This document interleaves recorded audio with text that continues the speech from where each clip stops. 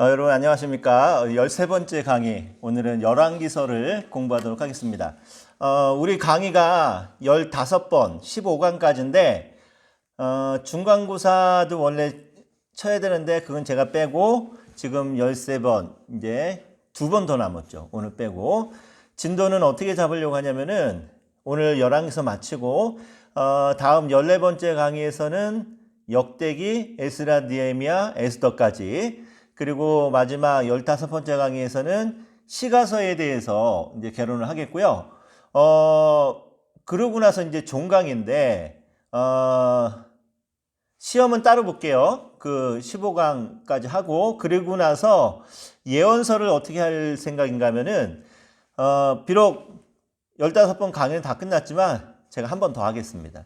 한 번 더 할 테니까 여러분들 종강했다고, 기말고사 끝났다고, 단톡방 나가지 마시고, 제가 종강하고 난 다음에 기말고사 다 끝나고 난 다음에 그 예언서 강의를 한 번 더 녹화해서 올리려고 그래요. 그러니까 그것까지 좀 잘 시청해 주시고, 대신 기말고사는 예언서 빼고 우리 처음 이제 모세오경부터 역사서까지 이렇게 중간고사 이제 시험 보겠고, 예언서는 시험 범위는 아닙니다. 다 종강이 하고 난 다음에 이제 하는 강의이기 때문에 그 뒤에 여러분들이 관심 가지고 이렇게 시청하시면 될 것 같습니다. 다시 한번 설명드려요. 15번 종강 다 끝난 다음에 예언서는 제가 따로 강의를 한 번 더 하겠다, 이겁니다. 결론은. 자, 그러니까 끝까지 잘 시청해 주시고, 오늘 또 이제 열왕기서 우리 또 공부하도록 하겠습니다. 열왕기서도 지난번 그 사무엘서처럼 굉장히 분량이 굉장히 많습니다. 하고 싶은 이야기도 너무 많은데, 그러다 보면은 뭐 한도 끝도 없기 때문에 간략한 개론과 함께 솔로몬 이야기에 대해서만 잠깐 언급을 하고 열왕기서는 아쉽지만 마치도록 하겠습니다.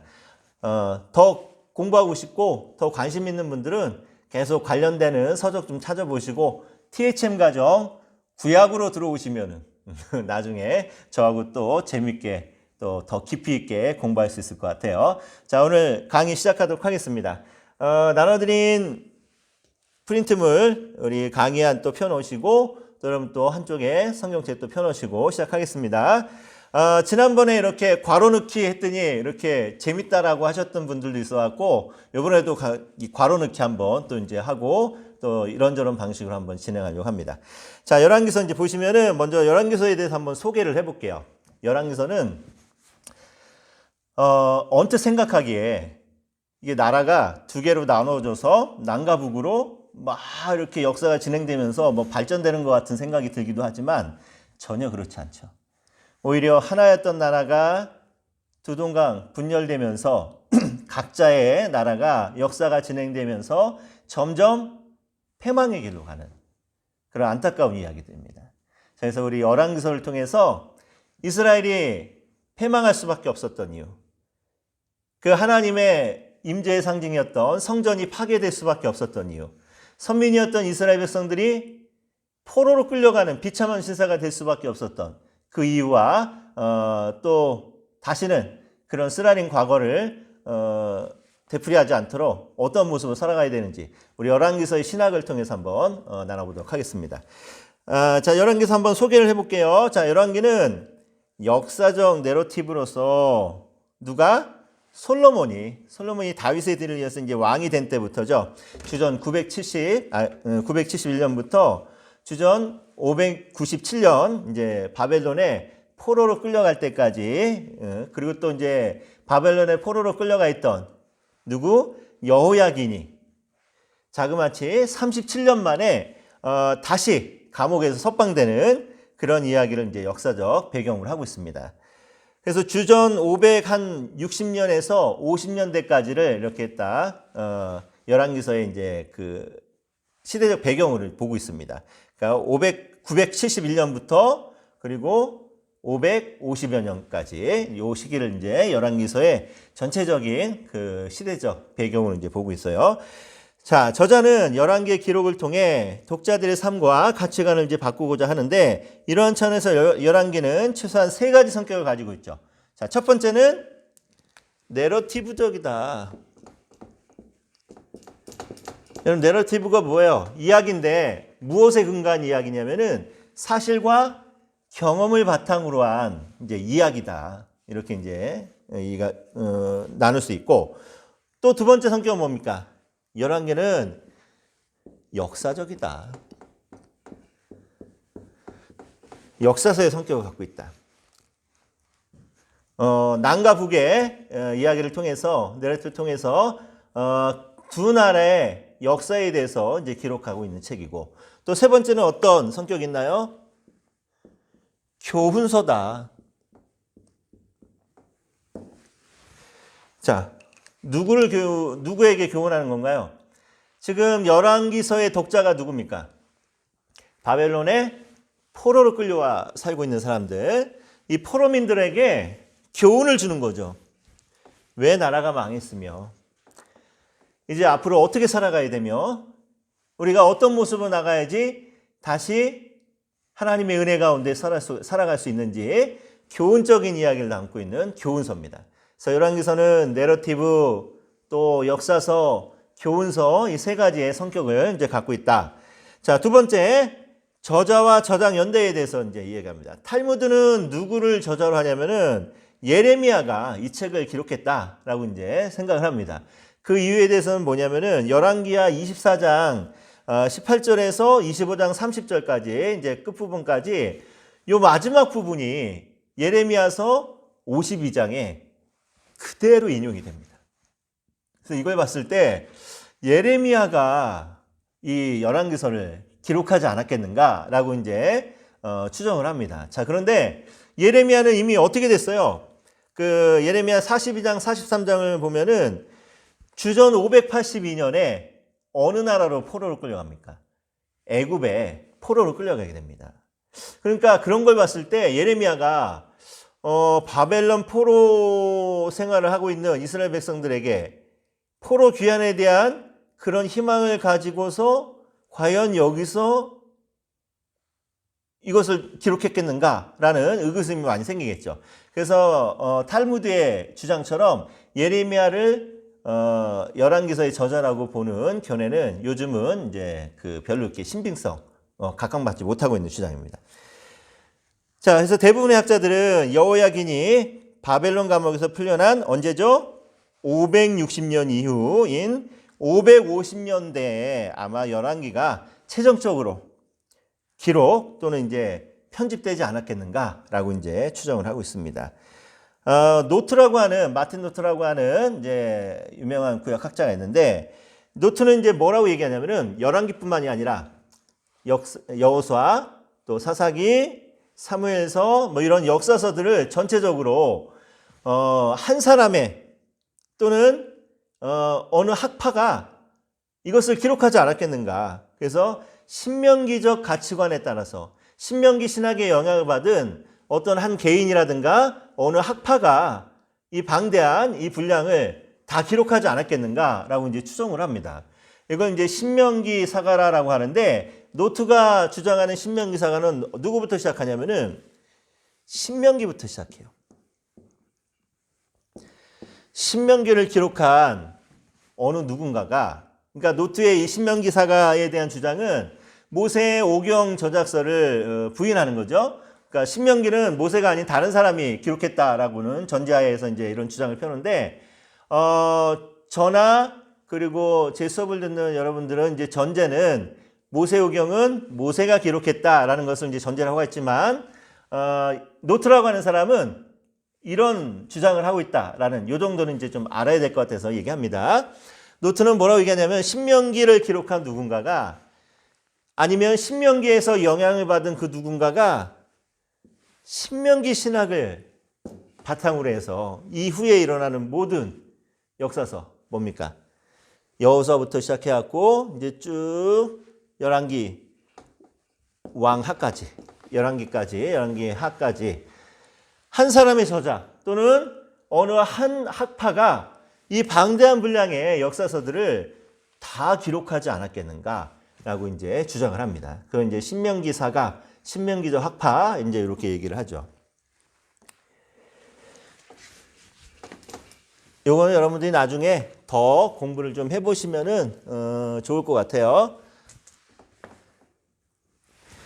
자, 또 가로넣기 한번 해봅니다. 열왕기의 저자는 분명히 남왕국 사람으로 이제 추정이 되고, 또 유다에서 포로가 되어 이제 바벨론으로 끌려간 사람이 분명히 보입니다. 자, 그렇다면 그는 이미 140여 년 전에 멸망한 북왕국 이스라엘의 역사와 남유다의 역사를 시대적인 평형을 유지하면서 정리한 것이냐라는 이제 질문이죠. 자, 어떻게 생각하세요, 여러분? 일단은 이 두 왕국의 이야기를 하나로 묶어서 통일성을 부여하고자 합니다. 자, 어떤 통일성인가요? 두 나라가 원래는 하나의 나라였죠. 그렇죠? 한민족이었고, 그렇기 때문에 지금은 비록 분열되었고, 또 포로로 끌려가서 여기저기 포로민으로 살고 있지만 언젠가는 다시 두 나라가 통일이 되어서 이제 한민족으로 살아가게 될 것이다 라고 하는 이런 이제 통일성을 부여하기 위해서 열왕기서를 이제 기록했다 보고 이제 이렇게 정리했다라고 보고 있습니다. 또 두 왕국의 차이점도 있죠. 어떤 차이점이 있나요? 북왕국은 왕권이 굉장히 불안정합니다. 계속되는 반역으로 인해서 계속 새로운 왕조가 또 이제 암살로 왕이 바뀌기도 하고, 근데 남유다는 다르죠. 오직 다윗 계통의 왕들이 계속해서 등장을 하고, 정권적으로는 다윗의 왕위를 계속 이어왔기 때문에 조금 안정적이다라고 볼 수 있죠. 또 어떤 그 차이점이 있나요?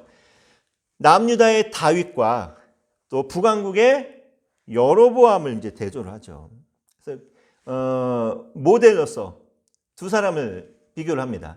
선하고 하나님 앞에 충성스러운 왕은 다윗과 같이 다윗처럼 다윗의 길을 따라 이렇게 평가를 받고, 또 악한 왕들, 하나님을 버리고 이방신들을 쫓았던 악한 왕들에 대해서는 여로보암의 죄를 따라 여로보암의 길을 걸었다 이런 식으로 해서 다윗과 여로보암 두 사람을 또 대조하고 비교하기도 합니다.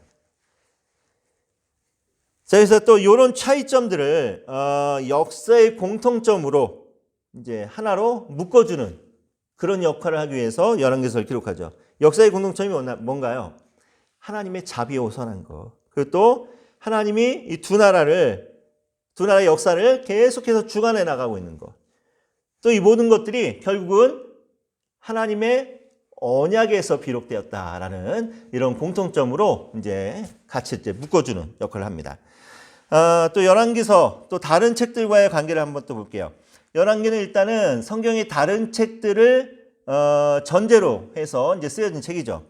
그래서 바로 앞에 등장하는 사무엘서와 굉장히 밀접한 관계가 있죠. 우리 지난 시간에도 얘기했지만 사무엘서 이야기가 사무엘서로 끝나는 게 아니라 열왕기서로 계속 연결이 됩니다. 사무엘서의 가장 중요한 그 주인공이었던 다윗이 열왕기서에서 앞부분에서 이제 죽으면서 솔로몬에게 정권을 이양하는 이 과정이 사무엘서부터 열왕기하까지를 한 권의 책으로 봐야 되지 않는가라는 그런 이제 관점으로 이제 보고 있고, 열왕기서의 신학을 보면은 신명기와 굉장히 밀접한 관계를 갖고 있습니다. 정말 마틴 노트의 주장처럼 그 신명기를 기록한 사람이 열왕기서를 저작했는가 여기에 대한 논란의 여지가 있지만, 분명한 거는 열왕기서 전체를 통해서 신명기 신학이 굉장히 많은 그 영향을 받았고, 또 신명기 신학이 열왕기서에서 굉장히 많이 발견되고 있다라는 것은 이제 사실이라는 거죠. 또 열왕기는 선지서의 예언서들의 그 시대적 배경을 제공하고 있습니다. 그 예언자들이 활동하던 시대, 분열왕국 시대였죠. 이들이 활동하던 왕과 그 시대에 대한 시대적 배경을 이제 열왕기서가 이제 제공을 하고 있고, 또 열왕기를 이제 해석하는 과정에서 구약 성경 전체를 바라볼 수 있는 전체를 또 염두에 두고 해석을 해야 되는 것이 이제 필수적이다. 이제 볼 수 있습니다. 그래서 열왕기서는 구약 성경 전체와 밀접한 관계를 갖고 있다라고 이제 볼 수 있죠. 열왕기서의 저작 목적에 대해서 한번 우리 생각을 해볼게요. 자, 열왕기서는 이제 두 나라의 역사와 이제 왕들의 업적과 이제 실패에 대해서 이제 조명을 하는데, 반세터스라고 하는 사람은 뭐라고 얘기하냐면은 이스라엘 왕국이 자신들의 과거를 정리하기 위해서, 두 나라가 자신들의 과거를 정리하기 위해서 그래서 열왕기서를 기록했다라고 이제 이야기를 하고, 또 노트 같은 경우는 뭐라고 얘기하냐면은 바벨론에 지금 포로가 된 이스라엘 백성들이 도대체 우리가 왜 하나님의 선민이고 선택된 백성이고 영원히 하나님의 다윗의 나라가 영원하겠다고 했던 이 나라가 왜 망하고 우리가 포로로 끌려와서 살게 됐는가라는 신학적인 질문을 던지고 그에 대한 해답을 주기 위해서 열왕기서가 기록되었다라고 이제 노트는 이야기하고 있습니다. 자, 여기서 주목할 건 뭔가요? 그래도 결국은 열왕기에는 이스라엘의 먼저 과거가 있다라는 거. 이스라엘의 과거라는 건 뭔가요? 다윗의 다윗의 상승기라고 하죠. 우리 사무엘서에서 나눴던 다윗의 상승기와 그리고 다윗의 죽음, 그리고 그 뒤를 이은 솔로몬의 영광 같은 것들. 이런 이스라엘의 과거의 영광이 열왕기서에서 이제 기록이 되어 있고 나타나 있고, 또 회개의 필요성에 대해서 열왕기는 이야기하고 있다는 거죠. 회개하는 사람에 대해서는 하나님께서 은혜를 베푸시는, 그리고 또 현재의 어려움과 또 미래에 대한 소망, 이런 것들을 이제 함께 기록하고 바라보게 하는 그런 목적을 갖고 있습니다. 현재의 어려움과 미래에 대한 이제 소망, 이제 이걸 봤을 때 어떤 예를 들면 좋을까요?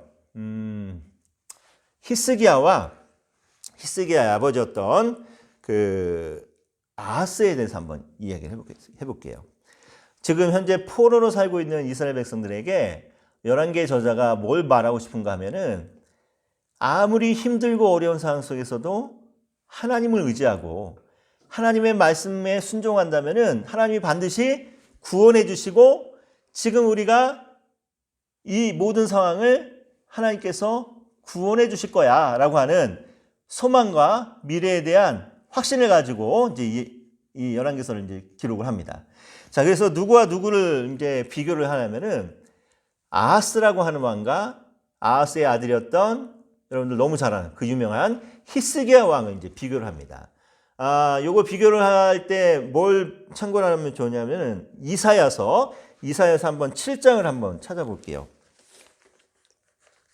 물론 열왕기서에서도 나오는데 이사야서 7장을 보면은 우리가 쉽게 더 잘 이해할 수 있어요. 이사야서 7장은 배경이 뭐냐면은 북왕국의, 그러니까 북이스라엘이죠. 북이스라엘의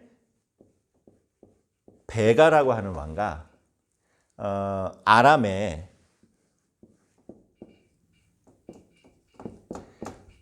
르신이라고 하는 왕이 유다의 아하스 왕에게 제안을 합니다. 무슨 제안을 하냐면은, 야, 우리가 이 세 나라가 힘을 합쳐서 아수르에게 대항해보자. 지금 가뜩이나 아수르 때문에 너무 힘들어 죽겠는데 우리 셋이 힘을 합치면은 우리가 이길 수 있을 거야 하면서 베가와 르신 왕이 유다의 아하스 왕에게 제안을 합니다.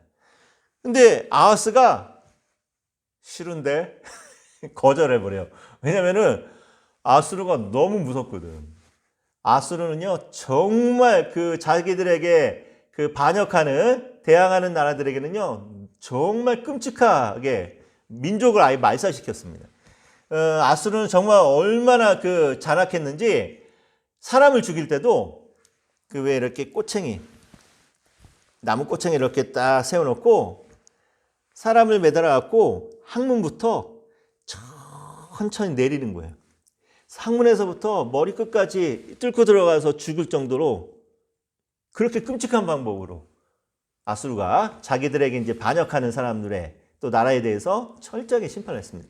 그러니까 아하스가 겁이 나니까 싫다고 그랬습니다.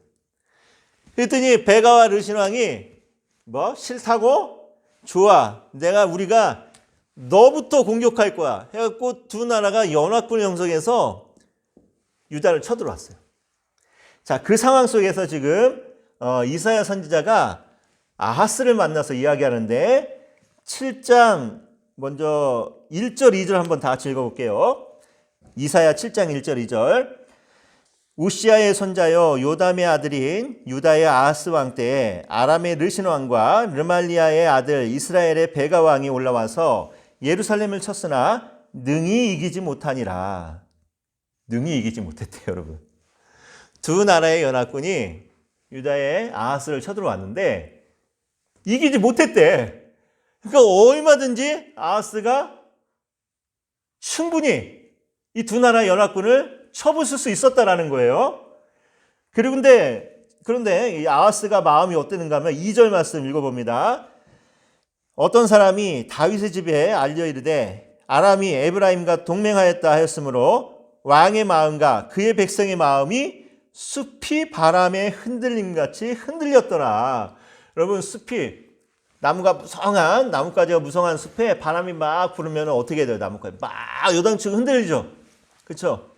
아하스의 마음이 아니 얘네들이 능히 이기지 못했는데도 두 나라가 쳐들어왔다는 그 사실 하나만으로도 마음이 요동치고 겁이 나갖고 막 덜덜 떨었다라는 거야. 이거 얼마나 겁쟁입니까? 그렇죠? 그때 우리 3절 말씀 다 읽어봅니다. 그때 여호와께서 이사야에게 이르시되 너와 내 아들 스알야습은 윗못 수도 끝 세탁자의 밭 큰 길에 나가서 아하스를 만나라 라고 하나님 명령하십니다. 어디서? 윗못 수도 끝 세탁자의 밭 큰 길. 아유, 이름도 참 그렇죠? 어쨌든 이 지역에서 아하스를 만나라 라고 한 다음에 아하스에게 뭐라고 얘기하냐면은 하나님께서 능히 너에게 이기게 하실 거니까 너는 뭘 구하라고 그래요? 징표를 구하라고 합니다. 이사야가 아하스에게 얘기하기를 하나님이 반드시 승리하게 할 테니까 걱정하지 말고 두려워하지 말고 하나님께 징표를 구해 라고 얘기합니다. 그랬더니 아하스가 뭐라고 그러냐면은 11절 말씀 12절 말씀 같이 읽어봅니다. 너는 내 하나님 여호와께 한 징조를 구하되 깊은 데에서든지 높은 데에서든지 구하라 하시니 아하스가 이르되 나는 구하지 아니하겠나이다. 나는 여호와를 시험하지 아니하겠나이다 한지라. 지금 이사야가 걱정하지 말고 네가 이길 수 있다는 징표를 하나님께 구해. 그랬더니 아하스가 싫어요. 나는 징표를 구하지 않을 거예요. 하나님을 시험하지 않을 거예요. 라고 하면서 굉장히 신앙적인 말인 것 같은데 이게 무슨 말이냐면은 나 하나님 믿을 수 없다라는 거예요. 괜히 내가 하나님 믿고 괜히 전쟁에 나갔다가 얘네들한테 죽을지 모르고 나라가 망할지 모르니까 나 하나님 믿지 않겠다는 거예요. 징표를 구하지 않겠다는 거는 하나님의 약속을 하나님의 말씀을 나 믿지 못하겠다라는 겁니다. 이 얼마나 어리석습니까? 그렇죠? 그래서 이사야가 화딱지가 나갖고 직접 징표를 만들어 주잖아요. 어떤 징표를? 그 유명한 처녀가 임신하여 아기를 낳을 것이고 그 이름을 임마누엘이라 할 것이라는 그 예언이 여기 이제 나오는 거예요. 그렇죠? 자, 그러고 나서 아하스가 나 징표 구하지 않을 거예요 라고 하면서 누구에게 달려가냐면은 아수르에게. 아수르의 드글랏필레셀 3세에게 가서 우리 좀 살려줘. 내가 당신을 형님으로 잘 모실 테니까 이 베가와 르신왕 이 두 나라의 연합군을 좀 물리쳐 주세요 라고 아수르 왕에게 가서 부탁을 하네. 이 바보 같은 놈이. 근데 어쨌든 아하스의 이 정책이 성공은 거둬요. 아수르가 그래서 이 두 나라를 완전 초전박살을 냅니다. 그래서 결국은 북이스라엘은 망하게 되죠. 역사에서 자취를 감추게 됩니다. 아람도 완전히 초전 박살이 나게 됩니다. 그러고 나서 아하스가 너무 감사해갖고 이거 이제 열왕기서에도 나온 얘기인데 아람의 수도 다메섹을 점령한 아수르 왕에게 가갖고 감사 인사를 드리러 간 거야. 근데 여기서 뭘 보냐면은 이방신의 제단을 보는 거예요. 아수르 왕이 섬기는 그 이방신의 제단을 딱 보고 와서 오, 저거 멋있는데? 그대로 기억하고 와갖고 예루살렘 성전에다가 하나님의 제단 앞에다가 이방신을 섬기는 제단을 딱 만들어버렸네.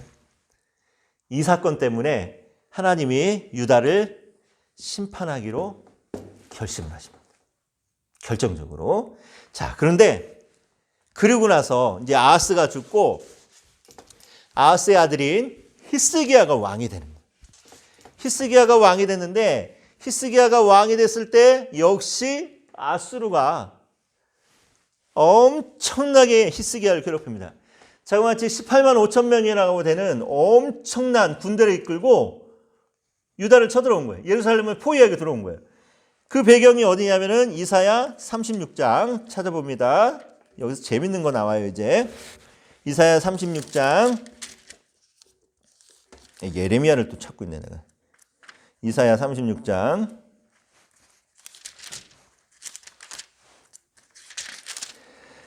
자, 이사야 36장 1절, 2절 말씀 읽어볼게요. 히스기야 왕 14년에 아수르 왕 사네립이 올라와서 유다의 모든 견고한 성을 쳐서 취하니라. 아수르 왕이 라기스에서부터 랍사게를 예루살렘으로 보내되 대군을 거느리고 히스기야 왕에게로 가게 하매 그가 어디에 섰대요? 윗모 수도곁 세탁자의 밭 큰 길의 섬에. 요거 어디서 많이 봤던 지역이죠. 이사야가 아하스를 만났을 때 바로 요 장소에서 하나님께 징표를 구하려고 했던. 근데 히스기야가 지금 아수르 사네립에 부하였던 누구?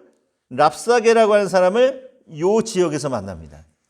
랍사게가 온갖 협박을 다 하는 거야. 네, 까불다가 너 죽을 테니까 한번 니네 하나님 믿고 까불어봐 하면서 막 조롱하고 막 핍박하고 막 합니다.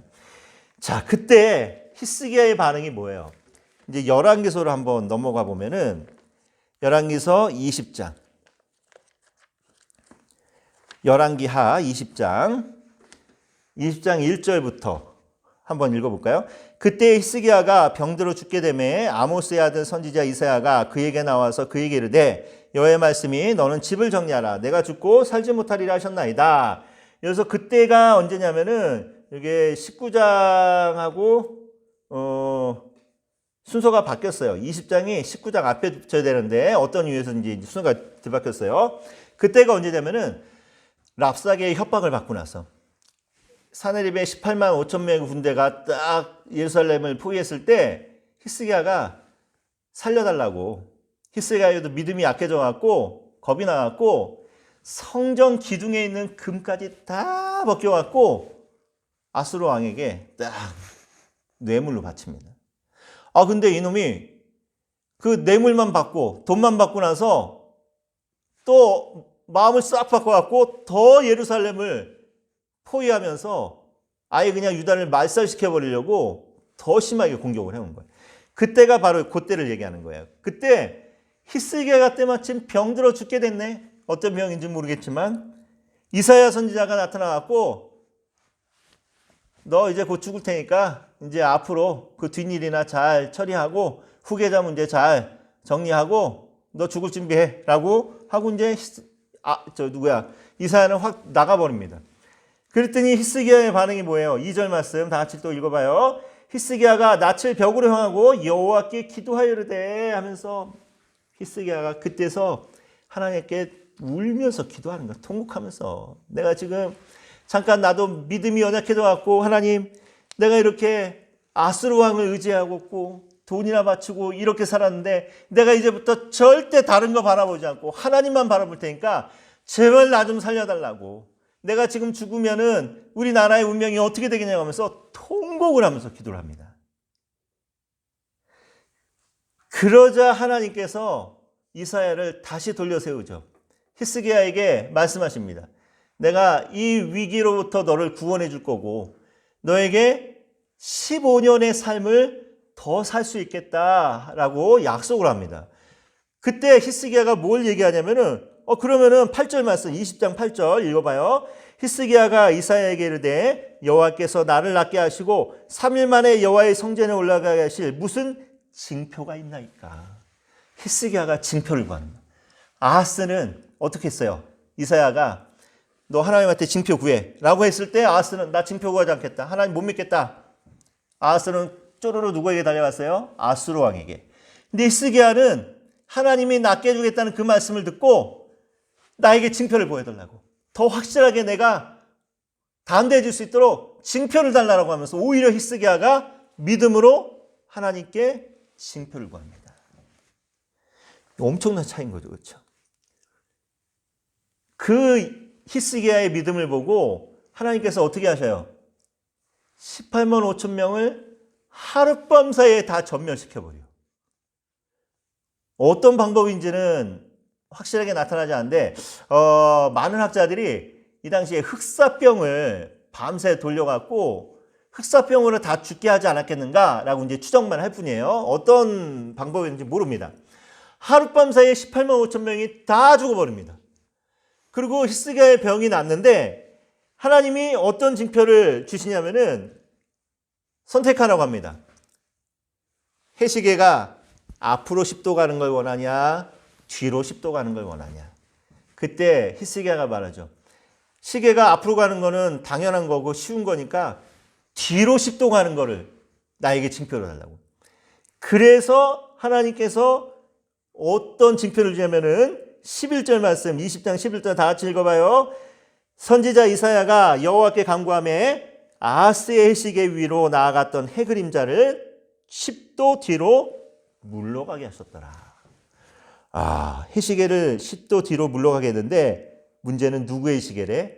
아하스의 해시계. 이 표현이 뭘까요? 아하스의 해시계.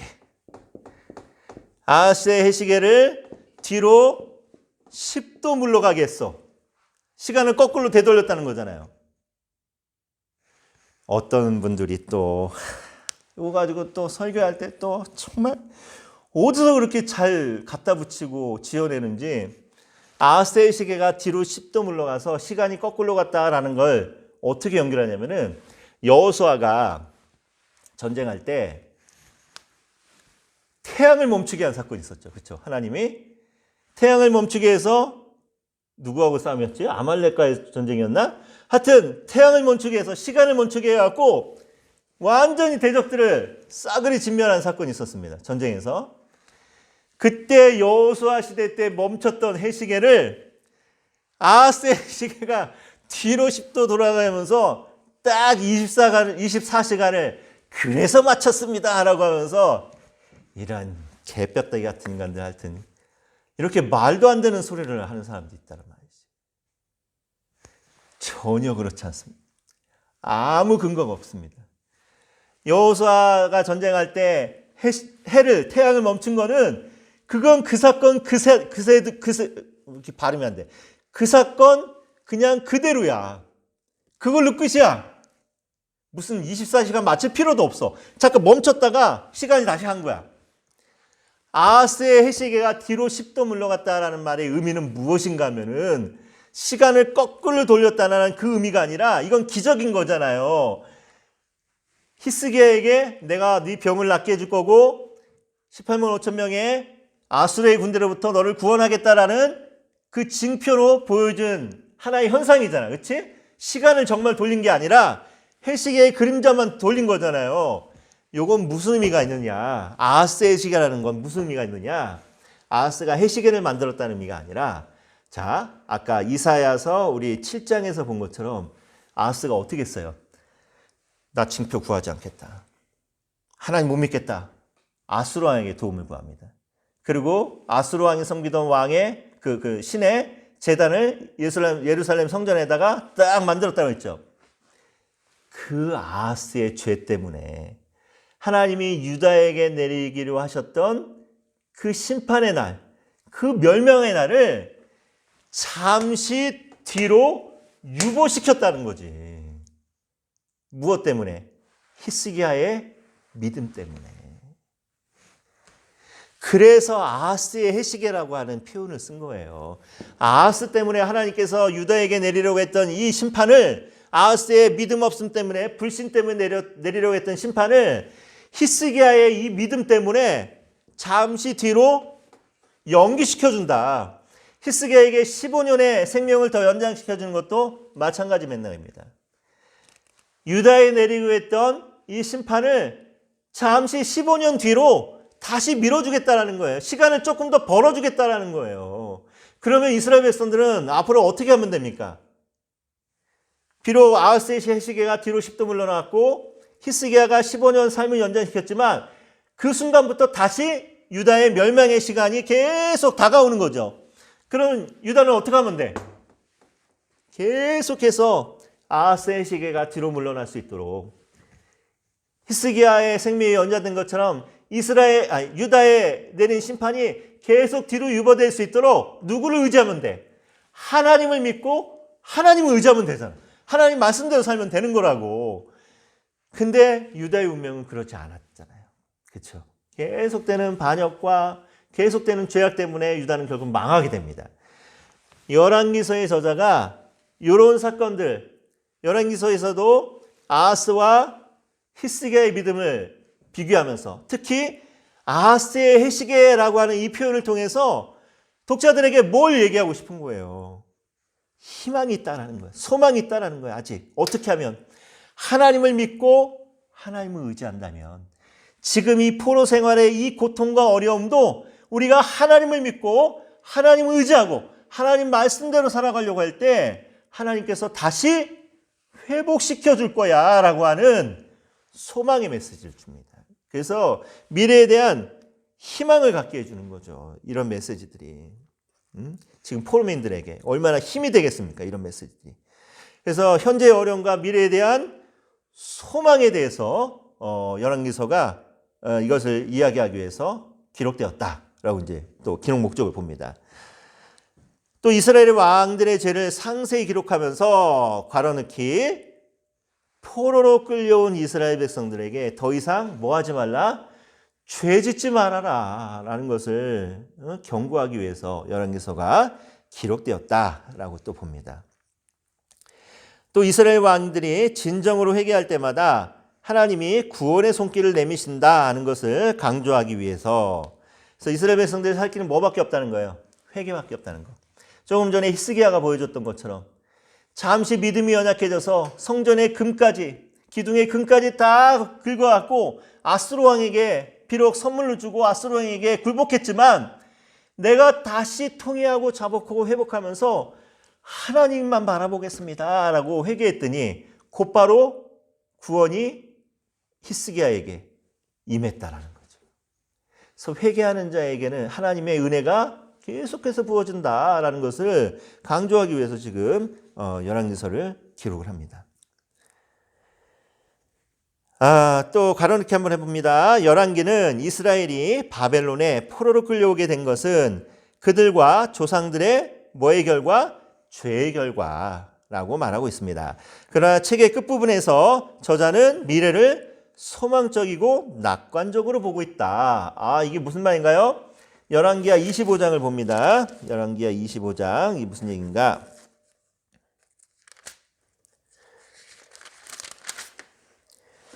열왕기하 25장 27절부터 30절까지는 마지막 부분이죠.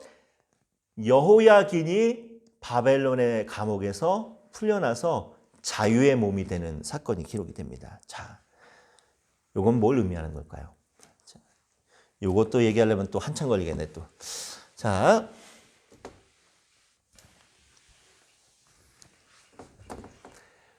남유다에 마지막 희망이었던 왕이 있어요. 누구? 요시야. 성전을 수리하는 도중에 율법책을 발견해서 그 마음에 부흥의 역사가 일어나서 이스라엘을 다시 하나님께로 돌려놨던 유다의 마지막 희망이었던 요시야 왕. 정말 훌륭한 왕이었죠. 근데 요시야 왕이 너무 일찍 죽게 됩니다. 자, 근데 왜 그렇게 죽게 되냐면은 배경이 이래요.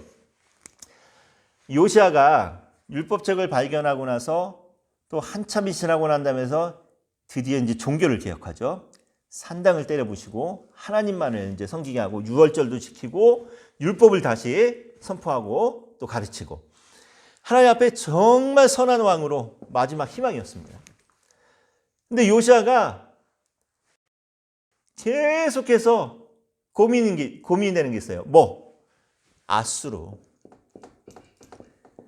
아수르가 계속해서 유다를 괴롭히고 있는 상황 속에서 아이고야, 이게 하나님의 도우심으로 은혜로 아수르가 망해가기 시작하네. 누구한테? 바벨론에 의해서. 새로운 팔레스타인의 강자가 바벨론으로 등장을 합니다. 바벨론이 아수르를 공격해서 이제 거의 아수르는 초전박살이 나서 거의 명맥이 끊어지다시피 했습니다. 요시아에게는 굉장히 호재였죠. 요시아가 대놓고 아수르의 그 신들을 다 내버리고 하나님께로 다시 돌아올 수 있었던 배경에도 이런 게 있었어요. 이젠 더 이상 아수르가 위협이 되지 않는 거야. 자, 그런데 이 상황 속에서 애굽에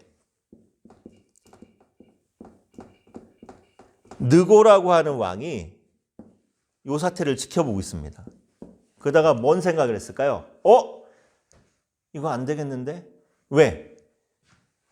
지금 만약에 아수르가 여기서 완전히 망해버리고 바벨론이 패권을 차지하게 되면은 그동안 200년 넘게 아수르 때문에 지금 힘을 못 쓰고 있던 애굽이 이제 드디어 다시 좀 이 지역으로 힘을 좀 뻗으려고 하는데 바벨론이 새로운 강자로 등장하면은 애굽이 또 어떻게 되는 거예요? 주도권을 빼앗기는 거야. 그러니까 안 되겠다. 아수르를 도와주자. 지원군을 이끌고 아수르를 도와주려고 다메섹을 치러 갑니다. 지금 다메섹이 바벨론에 의해서 거의 다 접수된 상태였거든. 근데 요시아가 이걸 딱 본 거야. 이러면 안 되는데? 만약에 여기서 아수르가 다시 살아나면은 이거 골치 아픈데? 우리한테 제일 큰 피해가 오는데? 안 돼. 요시아가 상대가 안 되는지 알면서도 군대를 끌고 애굽의 느고 왕을 딱 막아섭니다. 열왕기서와 또 이사야서의 기록을 보면은 느고 왕이 요시아에게 말해요. 야, 나 너하고 싸우려는 거 아니야. 그리고 이거는 내 뜻이 아니고 네가 섬기는 하나님이 원하시는 일이야. 라고 하면서 내 길을 막지 마. 나는 그냥 이렇게 가갖고 아수르만 도와주고 올 거야. 라고 합니다. 근데 요시아가 끝까지 안 돼. 아수르 망해야 돼. 절대 아수르 살려주면 안 돼. 괜히 요시아가 중간에 나서갖고 애굽의 느고 왕과 전쟁이 일어나요. 요시아가 이 전쟁에서 너무 허무하게 죽어버리는 거야. 유다의 마지막 희망이었던. 자, 일은 이렇게 돼갖고 요시아가 죽고 나서 애굽의 느고 왕이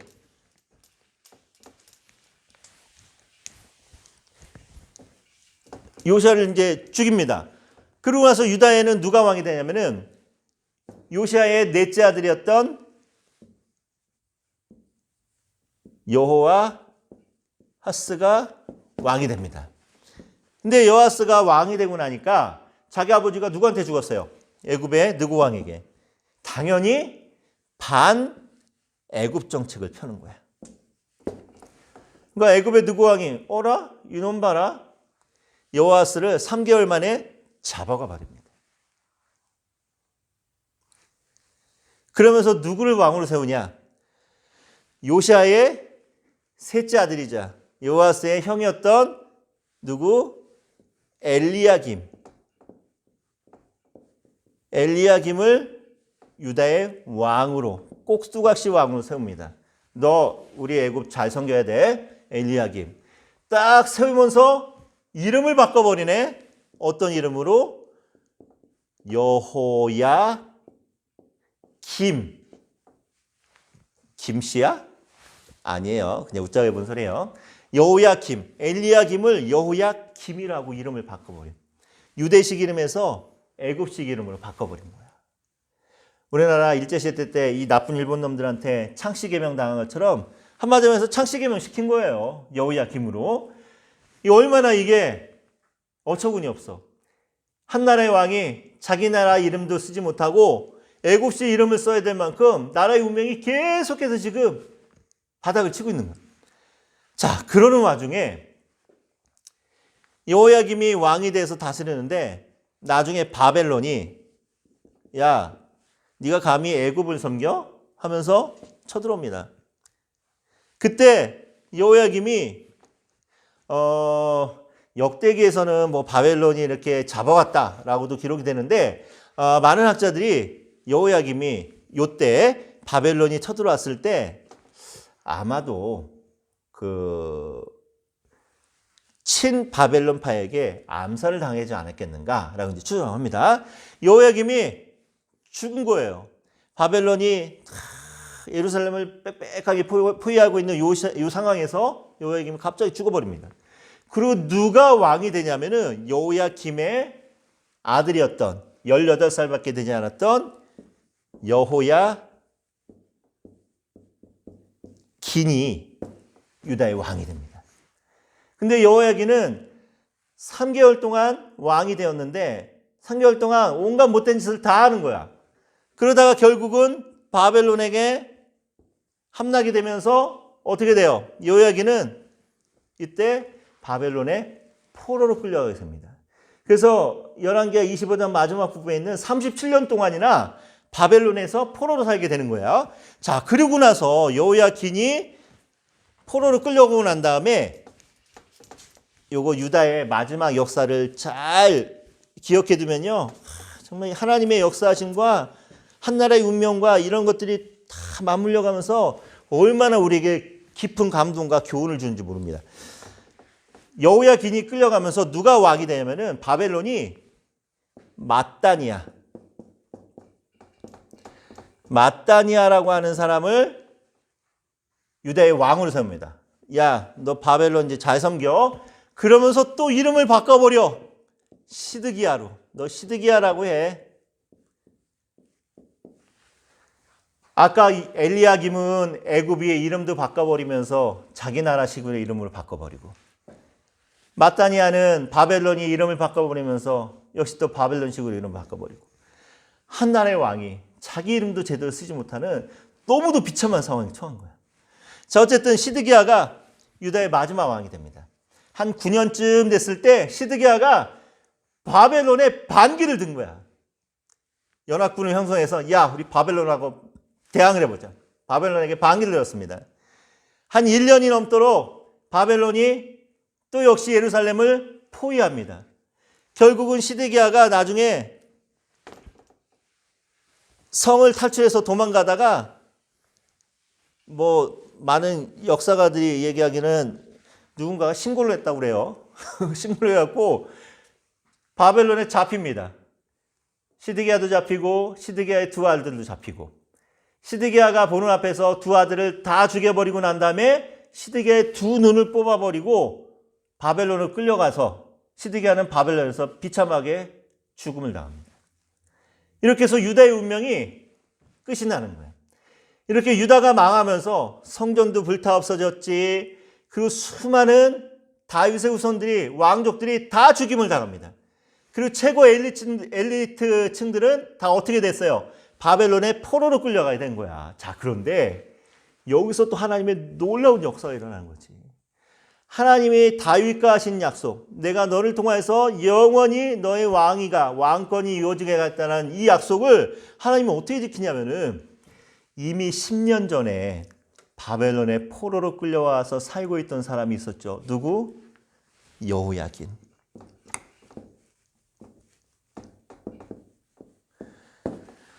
여호야긴은 이미 10년 전에 포로로 끌려와서 살고 있었기 때문에 유다가 멸망당할 때 화를 면한 거야. 그래서 여호야긴 18살이라고 하는 정말 어린 나이에 남의 나라에 포로로 끌려왔고, 그것도 감옥에서 이 꽃다운 청춘을 전부 다 감옥에서 보낸 거야. 37년이 지났습니다. 37년. 18 더하기 37은 몇 살이지? 가면서 봐. 55세. 55세. 18살에 이 이팔 청춘이 어떻게 된 거예요? 55세의 중년 아저씨가 돼갖고 온갖 청춘을 감옥에서 다 보내고 풀려납니다. 한 사람의 인생으로 봤을 때 이처럼 기구한 인생, 이처럼 불쌍한 인생이 어디 있습니까? 한 나라의 왕으로서 모든 걸 다 누릴 수 있었던 사람이 나라가 망하면서 포로로 끌려가면서 55세에 완전히 그냥 중년 아저씨가 돼갖고 겨우 감옥에서 풀려났으니 한 사람의 인생으로 봤을 땐 너무도 불쌍한 인생이잖아. 그렇죠? 자, 그런데 하나님의 은혜가 어떻게 이어집니까? 이렇게 살아남아서 풀려난 여호야긴을 통하여서 누가 태어나요? 포로들을 이끌고 성전을 건축했던 스룹바벨. 그리고 훗날 온 인류의 메시아, 우리의 유일한 구원자 누구? 그리스도가 태어나게 되잖아. 예수님이. 이게 하나님의 역사고 하나님의 은혜인 줄 믿습니다. 비록 다 끝난 것 같아. 그렇죠? 완전히 망한 것 같아. 더 이상 소망이 없어 보여. 근데 하나님께서는 이 가운데서도 하나님의 약속을 너무도 신실하게 이끌어 가셨다는 거죠. 얼마나 이게 큰 위로고 힘이 됩니까, 우리에게. 우리가 아무리 망한 것 같아도 하나님은 절대로 우리 망하게 안 합니다. 하나님이 약속하신 대로 반드시 우리에게 정말 놀라운 역사와 은혜를 베풀어 주시는 하나님이라는 거지. 그래서 열왕기서 마지막 부분에 이 여호야긴이 석방되는 이 사건을 통해서 뭘 얘기하고 싶은 거예요? 여호야긴이 다시 풀려난 것처럼 지금 바벨론에 포로 살고 있는 이스라엘 백성들이 다시 돌아가서 이제는 다시 새로운 소망을 가지고 나라를 재건하면서 하나님의 은혜와 복을 누리면서 다시 살아갈 수 있어 라는 것을 지금 열왕기서를 통해서 말하고 싶은 거죠. 그래서 오늘 우리에게는 어떤 교훈을 줍니까? 지금 우리의 삶이, 우리의 상황이 너무도 힘들고 어려운 상황이지만 이런 상황 속에서도 하나님의 은혜는, 하나님의 구원의 역사는 계속해서 이어진다는. 그러니까 소망의 끈을 놓지 말라는 거예요. 그러니까 제발 정신 차리고 이제는 죄 짓지 말고 하나님 의지하고 하나님 말씀대로 살아가라는 거지. 그렇죠? 자, 역사적인 정황을 봅니다. 아시리아.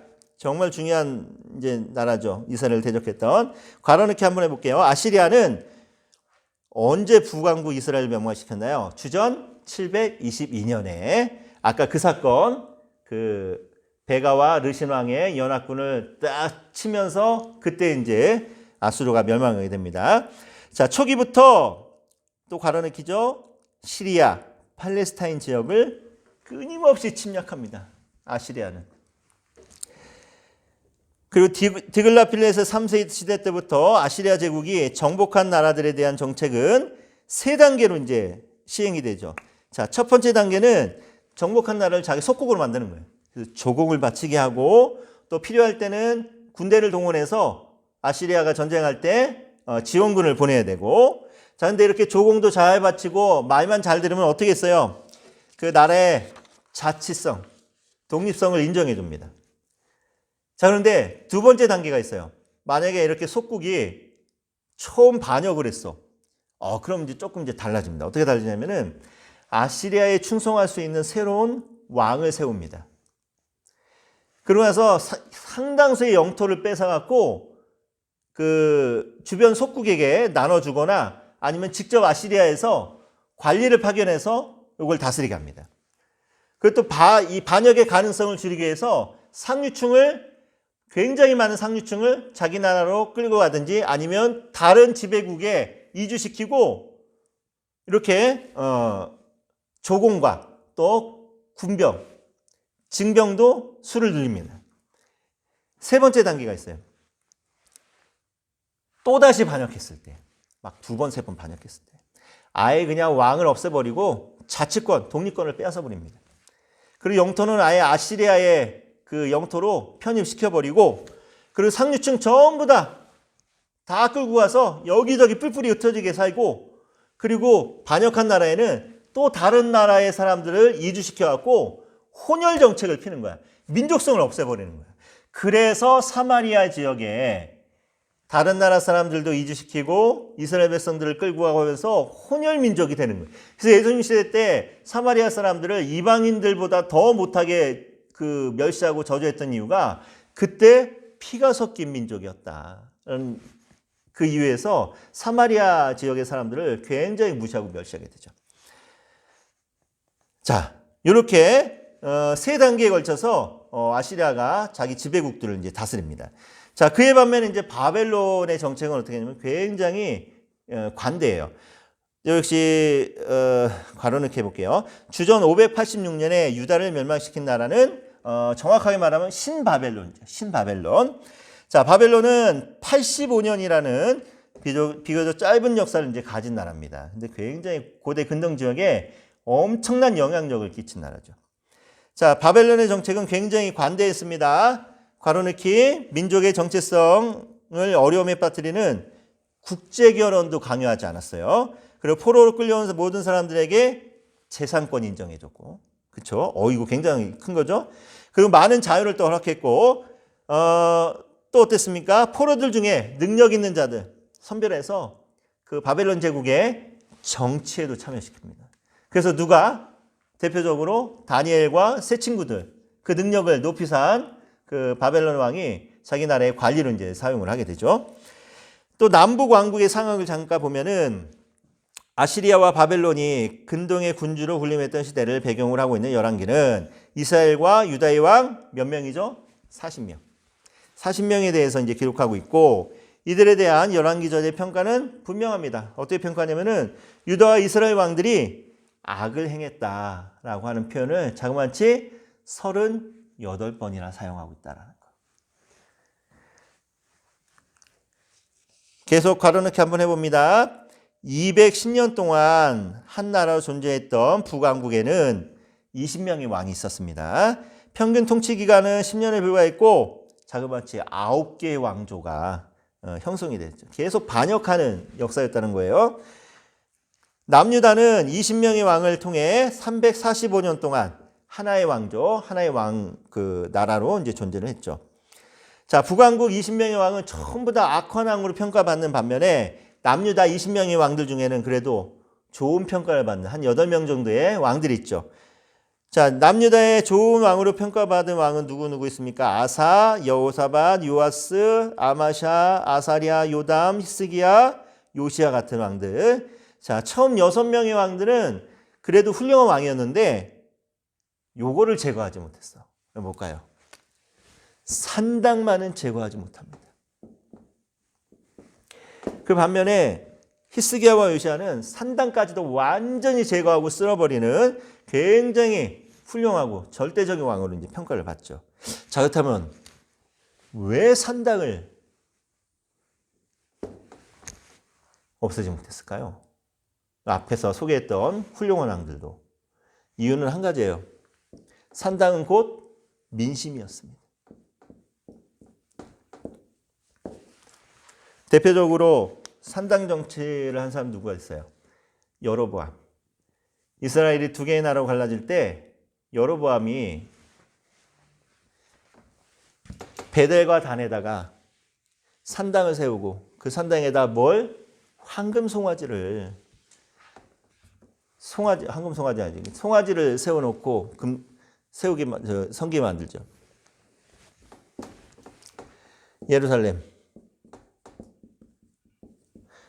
뭐가 있어요? 성전이 있죠.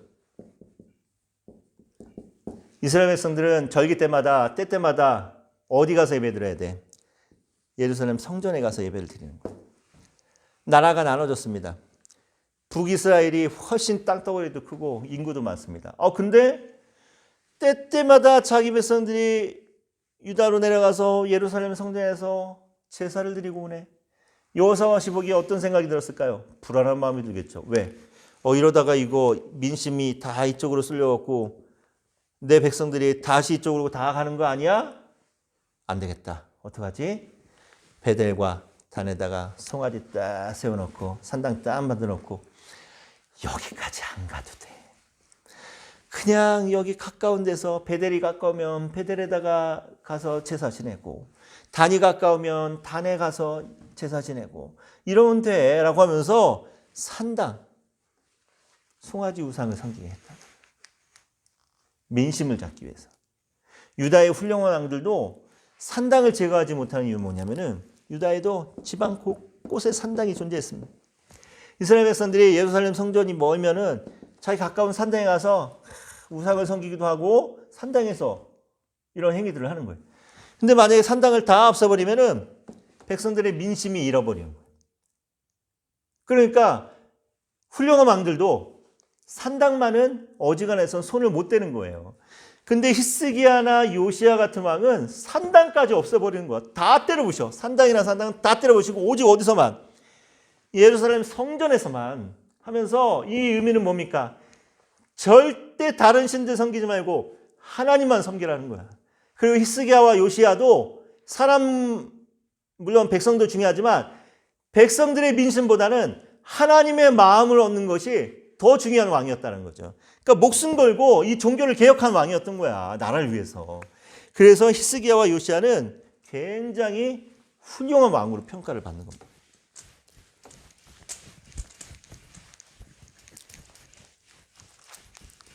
여러분, 우리도 그렇죠. 우리도 사람한테 잘 보이고, 사람 때문에 우리 양심을 속이고 또 믿음을 저버릴 때가 있습니다. 하지만 우리가 정말 잘 보여야 될 사람은 누구예요? 사람이 아니죠. 우리가 정말 마음을 얻어야 되고 우리가 정말 잘 보여야 될 분은 누구? 하나님 한 분밖에 없지. 자꾸 사람에게만 잘 보이려고 하고 사람의 마음을 얻으려고 하면은 하나님의 마음을 잃을 수 있습니다. 우리가 그런 사역자가 돼서는 안 됩니다. 우리는 철저히 제일 먼저 언제나 하나님을 우선하는 그런 사역자가 되어서 여러분들이 하나님 마음에 합당하기만 하면은 하나님이 여러분 책임져 줄 거라고. 계속합니다. 자, 그래서 저자는 역시 가로넣기 예루살렘 성전을 중심으로 한 예배의 중앙화를 모든 왕을 평가하는 하나의 잣대로 사용하고 있죠. 그래서 다윗, 솔로몬, 성전을 건축했고 솔로몬 특히 성전을 중심으로 예배드리고 성전을 중심으로 살아갔던 왕들에 대해서는 굉장히 후한 평가. 근데 여로보암을 비롯해서 다른 모든 왕들은 자꾸 산당에다가 우상을 섬기게 하는 악한 왕으로 이제 평가를 받게 됩니다. 자, 11개의 신학. 먼저 다윗 언약을 볼 수 있죠. 다윗 언약. 자, 여러분께서는 하나님이 사무엘하 7장에 다윗에게 약속하셨던 이 언약을 이스라엘 역사에서 어떻게 하나님께서 잘 지켜주셨는가를 보여주는 책입니다. 그래서 저자가 유다의 여러 왕들 이제 죽고 난 다음에 죽음을 묘사할 때 뭐라고 표현하냐면은 그의 아비 조상 다윗과 같이 묻혔다. 다윗의 묘에 묻혔다. 뭐 이런 표현을 쓰면서 하나님이 다윗과의 언약을 이렇게 성실하게 이끌어 가셨다라는 것을 증거해 주고 있죠. 다윗 언약. 자, 그래서 열왕기 저자가 유다의 왕들도 악하고 폐역한 왕들이 많았지만 끝까지 하나님께서 유다의 왕권, 다윗의 왕권을 유지시켜 주시는 이유, 때때마다 구원을 베풀어 주시는 이유는 뭐냐면은 다윗과 하신 언약 때문에, 다윗 때문에 그랬다라는 것을 열왕기서 곳곳에서 말씀을 통해서 증거하고 있습니다. 아까 말했던 그 여호야긴 석방 사건도 그렇고 또 한 가지 또 엄청난 사건이 하나 있어. 이것도 이 얘기하면 또 재밌어. 이스라엘 역사상 가장 악한 왕으로 평가받는 왕이 누구냐면은 아합입니다. 그렇죠? 북이스라엘 아합 왕. 아합 왕의 아내 누구였죠? 그 무시무시한 이세벨. 이세벨은 바알을 섬기는 바알 제사장의 딸이었어요. 아합은 그 이전에 다른 왕들하고는 다른 게 뭐냐면은 철저하게 바알이었어. 그 이전의 왕들은 하나님도 섬기고 바알도 섬기고 하는 양다리 작전이었다고 한다면은 아합은 아예 이스라엘의 하나님은 버리고 바알을 섬기는 우상 숭배자였습니다. 그래서 가장 악한 왕을 평가를 받는 거예요. 자, 그런데 아합이 왕을 했을 때 유다의 왕이 누구였냐면은 여호사밧. 하나님 앞에 굉장히 선하고 훌륭한 왕으로 평가받았던 여호사밧 왕이 유다의 왕이었습니다. 근데 여호사밧이 절대 잡아서는 안 될 손을 하나 잡았어. 무슨 말이냐면은 여호사밧은 나름대로 두 나라가 그래도 형제의 나라고 한민족이기 때문에 하나가 되는 그런 꿈을 꿨던 것 같아요. 그래서 누구와 혼사를 맺냐면은 여호사밧의 아들이었던 여호람과 아합과 이세벨의 딸이었던 아달랴라고 하는 공주와 결혼을 시킵니다. 그래서 이 둘 사이에 누가 나오냐면은 아하시아라고 하는 아들을 얻게 됩니다. 여호람의 뒤를 이어서 왕이 되는. 자, 그런데 여호사밧 죽고 여호람이 일찍 죽어버리는 거예요.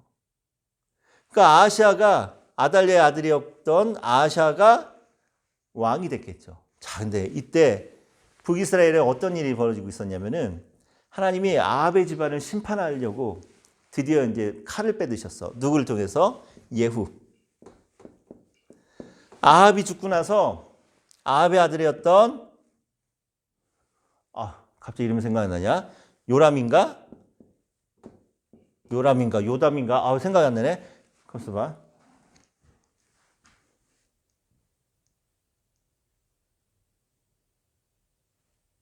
요람. 요람이 왕이 됩니다. 그러니까 요람과 아달랴는 어떤 사이예요? 남매지간이죠.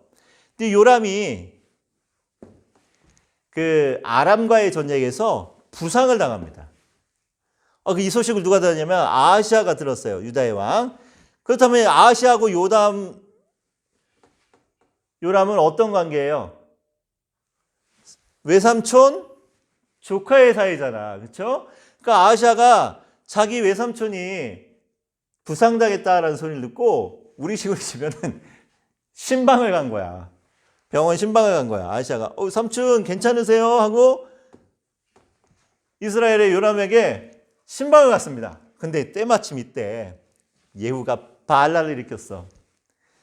바알랄을 일으켜갖고 이세벨도 죽이고 요람도 잡아 죽이고 너 뭐야? 이 자식 너 뭐야? 하고 유다의 왕이네? 너는 뭐하러 여기 왔어? 이 자식 너도 죽어. 괜히 아하시아가 자기 외삼촌 병문안 갔다가 신방 갔다가 예후의 반역에 휩쓸려갖고 아하시아도 잡혀서 죽어버린 거야. 너무 어이없죠. 자, 그랬는데 문제는 그러고 나서 아하시아의 어머니였던 아달랴가 누구의 딸입니까? 그 무시무시한 이세벨 왕의 딸이었잖아요. 아달랴가 자기 아들이 죽고 나니까 어라? 우리 아들이 죽었네? 이때다. 해갖고 자기 친손자들까지 다 죽여버려. 다 죽여버리고 자기가 왕이 돼버리네. 정말 무시무시한 여자죠. 자기 친손자들까지 다 죽이고 자기가 유다의 왕이 돼버리는 거야. 근데 그때 또 하나님의 은혜로 다윗과의 약속 때문에 하나님이 다윗의 왕권을 유지시키기 위해서 누구를 살려두냐면은 요아스라고 하는 정말 나이 어린 아이를 아달랴의 손에서 건져냅니다. 그래서 요아스가 자기 고모부, 제사장이었던 고모부 밑에서 성전에서 숨어갖고 8년 동안 요아스가 성전에서 숨어서 삽니다. 하나님의 역사는 이렇게 놀라워. 이 무시무시한 이 아달랴가 자기 손자들까지 다 죽으면서 왕이 됐지만 결국은 하나님이 다윗에게 약속하신 것처럼 요아스를 살려놓고 다시 요아스가 왕이 되고 아달랴를 내쫓게 됩니다. 이 하나님의 은혜죠. 다윗과 하신 약속을 성실하게 이끌어요. 저는 이걸 보면서 어떤 생각을 했냐면은 그래서 우리 그 형제들도 그렇고 우리 자매들도 그렇고 결혼 잘해야 돼요, 여러분. 정말 결혼 잘해야 됩니다. 결혼 잘해야 된다는 의미는 부잣집, 힘 있는 집, 이런 집과 혼사를 맺으라는 게 아니라 신앙을 보라는 거야. 그 집안의 신앙적인 배경을 보라는 거예요, 여러분. 비록 가난하고 비록 여러 가지 물질적으로 어렵고 뭐 권세는 없더라도 이 집안이 되도록 하나님 앞에 정말 올바른 신앙으로 살아온 집안인지, 아니면 아무리 가진 것 많고 아무리 힘 있는 집안이라 할지라도 이 집안이 하나님 앞에 패역한 집안인지 여러분 그거 잘 보셔야 됩니다. 나중에 여러분들의 자녀들도 혼사를 맺을 때 여러분 다른 거로 평가하지 마시고 될 수 있으면 그 상대방 집안과 그 배우자 될 사람의 믿음을 좀 보시기 바래요. 하마터면은 다윗의 후손들이 씨가 말릴 뻔하는 그런 엄청난 사건이 벌어지기도 합니다. 여호사밧의 실수 때문에. 자, 계속 갑니다. 자, 가로넣기 또 해볼게요. 사무엘서는 다윗 언약에 무조건성을 부각시키죠. 근데 열왕기서는 다윗 언약에 조건적인 성향이 강조가 됩니다. 자, 어떤 조건인가요? 하나님 말씀에 순종해라. 여호와의 율법을 지켜라 라고 하는. 자, 그래서 이 말씀에 대한 순종, 율법에 대한 순종, 하나님 말씀에 대한 이걸 강조하기 위해서 또 중간중간에 삽입되는 이야기들이 있죠. 열왕기상 17장에 보면은 사르밧 과부 이야기가 나옵니다. 가뭄이 들어왔고 먹을 것이 없어요. 그래서 사르밧 이 과부가 자기 아들과 함께 너무 먹을 게 없으니까 마지막 남은 기름과 이 밀가루로 떡이나 해먹고 죽어버려야겠다라고 하는 이 절박한 심정으로 마지막 남은 기름과 밀가루로 떡을 해먹으려고 하는데 엘리야가 딱 나타나갖고 야, 나한테 먹을 것과 좀 마실 것을 좀 가지고 와라고 합니다. 그러니까 이 과부가 말하기를 자초지종 설명하는 거예요. 이런 상황에서 내가 마지막 남은 기름과 가루로 떡 해먹고 우리 아들하고 죽으려고 한다. 그랬더니 엘리야가 그 얘기를 딱 듣더니 뭐라고 얘기했냐면은 너무 매정하게 얘기를 하는데 한마디로 이거야. 쉬운 말로 이렇게 내가 쉽게 풀이를 해보면은 뭐 죽든지 말든지 그건 네가 알아서 하고 일단은 나한테 떡을 만들어 와. 그러면은 하나님이 이 가뭄이 끝날 때까지 이 집안에 가루와 기름이 떨어지지 않게 할 거야. 굉장히 얼마나 이게 좀 매정합니까 지금, 그렇죠? 마지막 남은 그 음식을 해먹고 아들하고 죽으려고 한다는 이 상황 속에서 그 죽든지 말든지 알아서 하고 일단 나한테 만들어 와. 하나님 말씀이 이 집에 가루와 기름이 떨어지지 않게 할 거야. 근데 사르밧 과부가 뭘 선택합니까? 엘리야의 말대로 하나님의 말씀을 믿고 엘리야에게 마지막 남은 가루와 마지막 남은 기름으로 떡을 해다 준. 그때 정말 하나님의 말씀대로 약속하신 대로 흉년이 끝날 때까지, 가뭄이 끝날 때까지 이 집안의 가루와 기름이 떨어지지 않는 기적의 역사가 일어나더라고요. 그걸 통해서 뭘 말하고 싶은 거예요? 하나님의 말씀에 순종하는 것만이 이스라엘 백성들이 살 길이라는 거지. 그런가 하면 열왕기하 5장에 나오는 나만 장군 이야기는 뭡니까, 여러분? 너무 유명한 말씀이죠, 그렇죠? 우리가 주일학교 때부터 너무 많이 들었던 말씀이고, 또 여러분들도 아마 여러분들 맡은 부서에서 몇 번씩은 했을 듯한 그런 이제 본문이죠. 자, 근데 나만 장군 이야기하는 건 뭐예요? 이방인이었죠. 이스라엘의 가장 큰 원수 중에 하나였던 아람 나라의 군대 장관이었습니다. 근데 그런 원수의 나라, 또 원수의 군대 장관이었지만 그도 하나님의 말씀, 하나님의 사람의 말대로 요단강에 7번 몸을 담갔더니 어떻게 했어? 문둥병이 회복되고 그가 개종을 하게 되잖아요. 세상 천지에 하나님과 같은, 이스라엘의 하나님과 같은 신이 없다라는 것을 고백하면서 하나님의 은혜 가운데 거하는 하나님의 백성으로 개종이 됩니다. 다시 말해서 하나님의 말씀에 순종하는 자만이 누구라는 거야? 진짜 하나님의 백성이라는 거지. 그래서 열왕기서를 통해서, 이 신학을 통해서 뭘 얘기하는 거예요? 오직 하나님의 말씀에 순종한 자만 하나님의 은혜와 하나님의 언약, 약속 가운데 거한다라는 걸 보여주고 있습니다. 자, 또 다른 신학 뭐 있나요? 미래에 대한 하나님의 은혜와 소망도 있죠. 그렇죠? 폰나드라고 하는 그 학자는 가로넣기 해볼게요. 폰나드는 열왕기서의 긍정적이고 희망적인 요소들이 메시아 사상이다라고 말하고 있다는 거죠. 메시아 사상.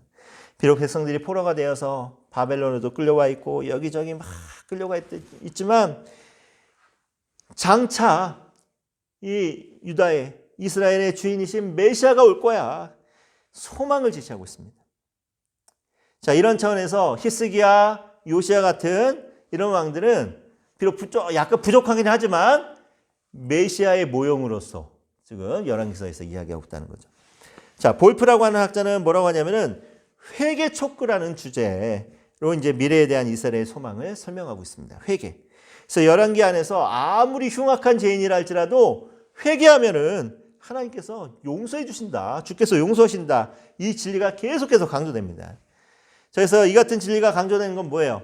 바벨론을 끌려온 백성들이 다시 회개하기만 한다면, 돌아오기만 한다면 하나님의 은혜가 다시 부어진다는 거. 그러면서 대표적으로 어떤 이야기가 나오나요? 아합 이야기. 아합이 가장 악한 왕이었다고 했죠. 하나님이 아합의 집안에 심판을 내리기로 작정한 사건이 하나 있어요. 나봇의 포도원 사건. 여러분들 잘 알 거라 믿고 자세한 설명 안 하고 넘어갑니다. 나봇의 포도원 사건을 통해서 이것도 얘기를 해야 되나? 혹시 모르는 사람이 있을지 모르니까.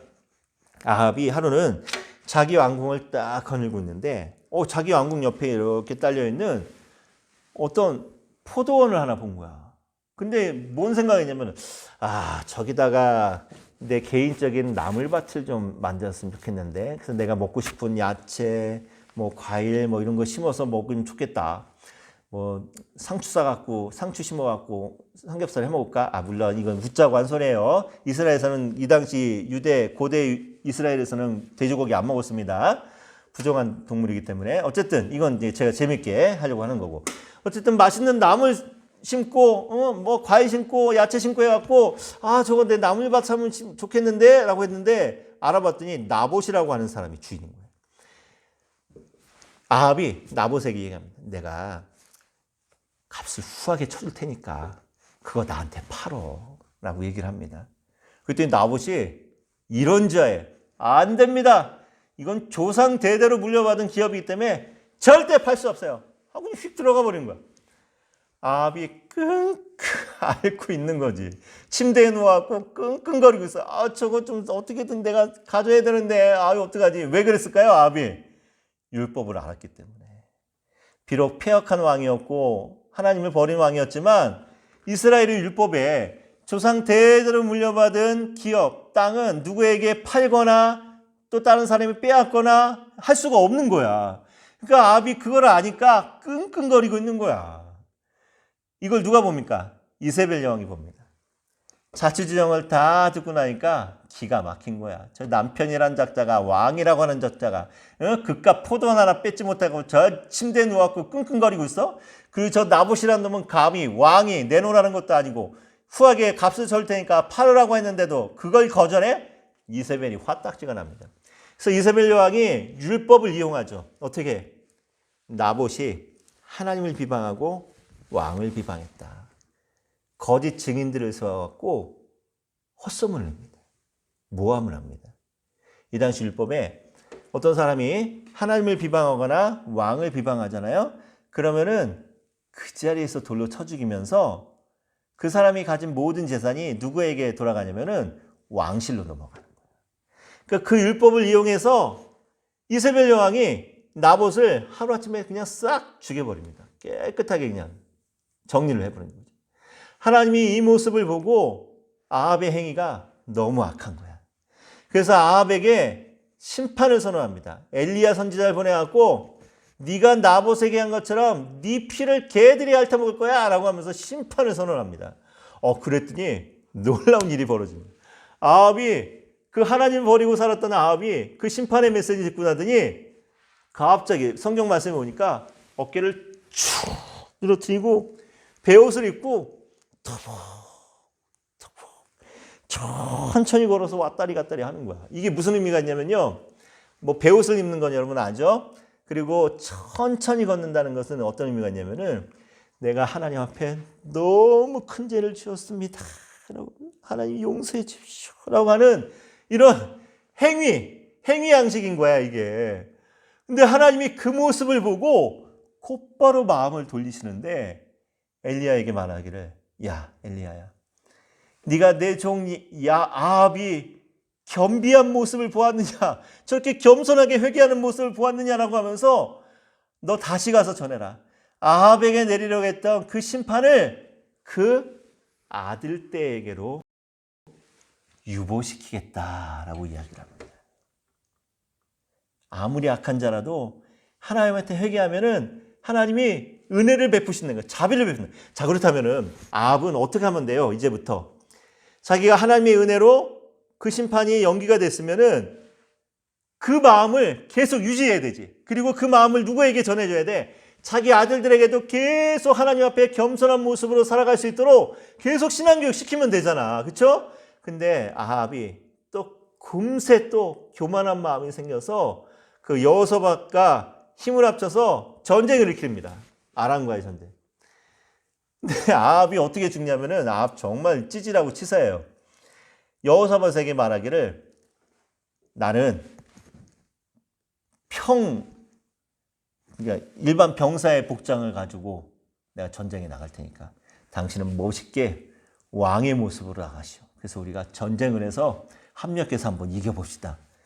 아합의 속셈이 뭡니까? 전쟁이 나면은 당연히 적들이 누구에게만 공격을 해요?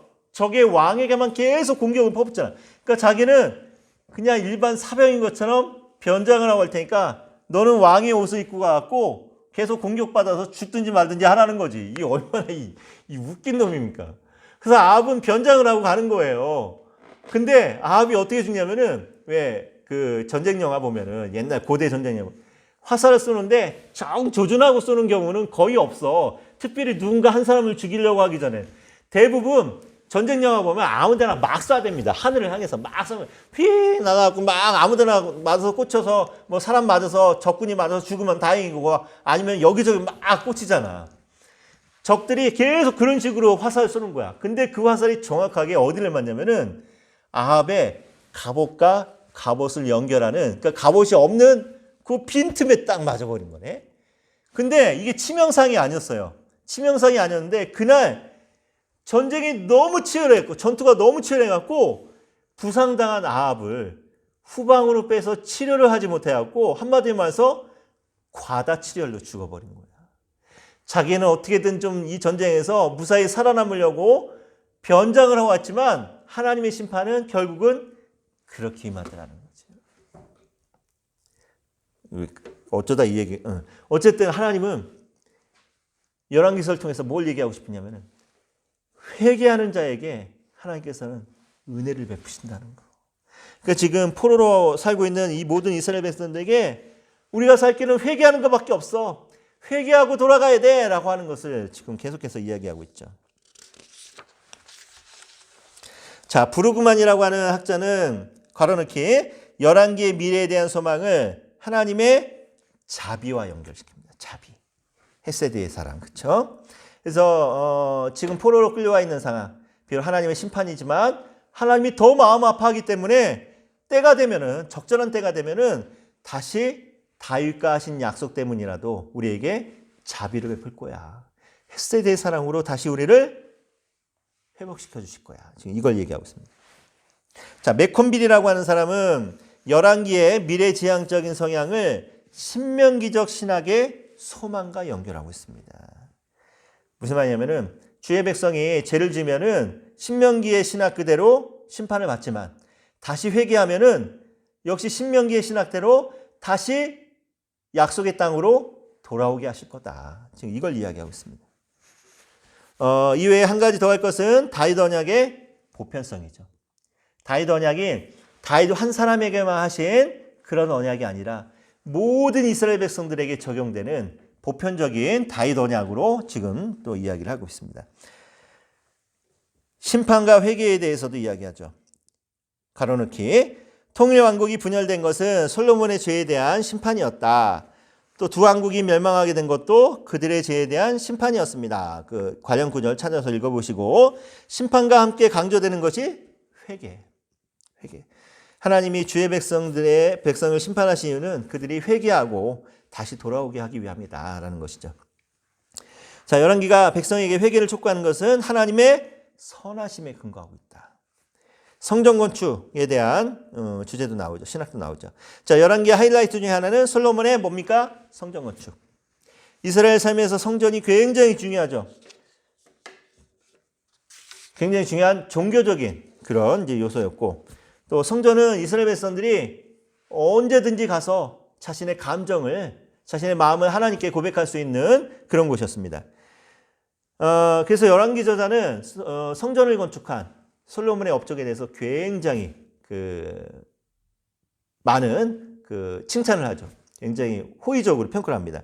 근데 그에 반해서 솔로몬의 죄에 대해서도 강하게 비판합니다. 왜냐하면은 열왕기서의 목적 때문에 그래요. 열왕기서는 포로로 끌려가고 있는, 포로 생활하고 있는 이스라엘 백성들에게 이 모든 것이 죄 때문이야. 이스라엘 성전을 중심으로 하나님께 올바른 예배를 드리지 못하고 올바른 삶을 살아가지 못한 우리의 죄 때문이야 라는 것을 이야기하는 거거든요. 그러니까 그런 면에서 솔로몬을 굉장히 훌륭한 왕으로도 평가합니다. 왜? 성전을 지었기 때문에. 근데 또 그의 반면에 솔로몬 때문에 이방 신들이 들어오고 산당이 세워지고 이스라엘이 두 개의 나라로 갈라지고 결국은 멸망할 수밖에 없었던 솔로몬의 죄에 대해서도 굉장히 강하게 비판합니다.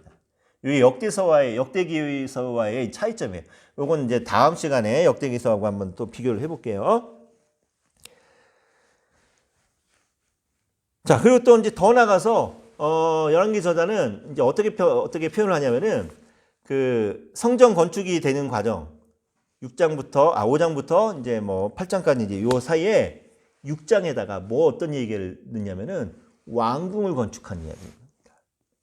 실제로는 성전 건축 7년 동안 한 다음에 14년 동안 왕궁을 건축하는데 왕궁 건축하는 이야기를 성전 건축 중간에다가 삽입을 시키는 거야. 그러면서 성전 건축은 7년이 걸렸고 왕궁 건축은 13년, 거의 14년 가까이 되는 2배의 시간이 들었다라는 것을 이야기하면서 또 성전 건축 중간에 왕궁 건축을 넣으면서 마치 성전 봉헌식이 왕궁이 건축된 다음에 20년이 지나서야 성전 봉헌식을 한 것처럼 의도적으로 이렇게 표현을 하는 이유가 뭐냐면은 솔로몬의 마음이 진짜 어디에 있었는가라는 것을 이야기하고 싶은 거죠. 성전을 건축한 것은 참 잘한 일이지만 솔로몬의 마음 속에는 결국은 자신의 영광, 왕궁 건축과 그리고 자신의 정권과 자신의 권위, 영광이 더 중요한 사람이었다라는 것을 의도적으로 이런 이제 구조를 통해서 이야기하고 있습니다.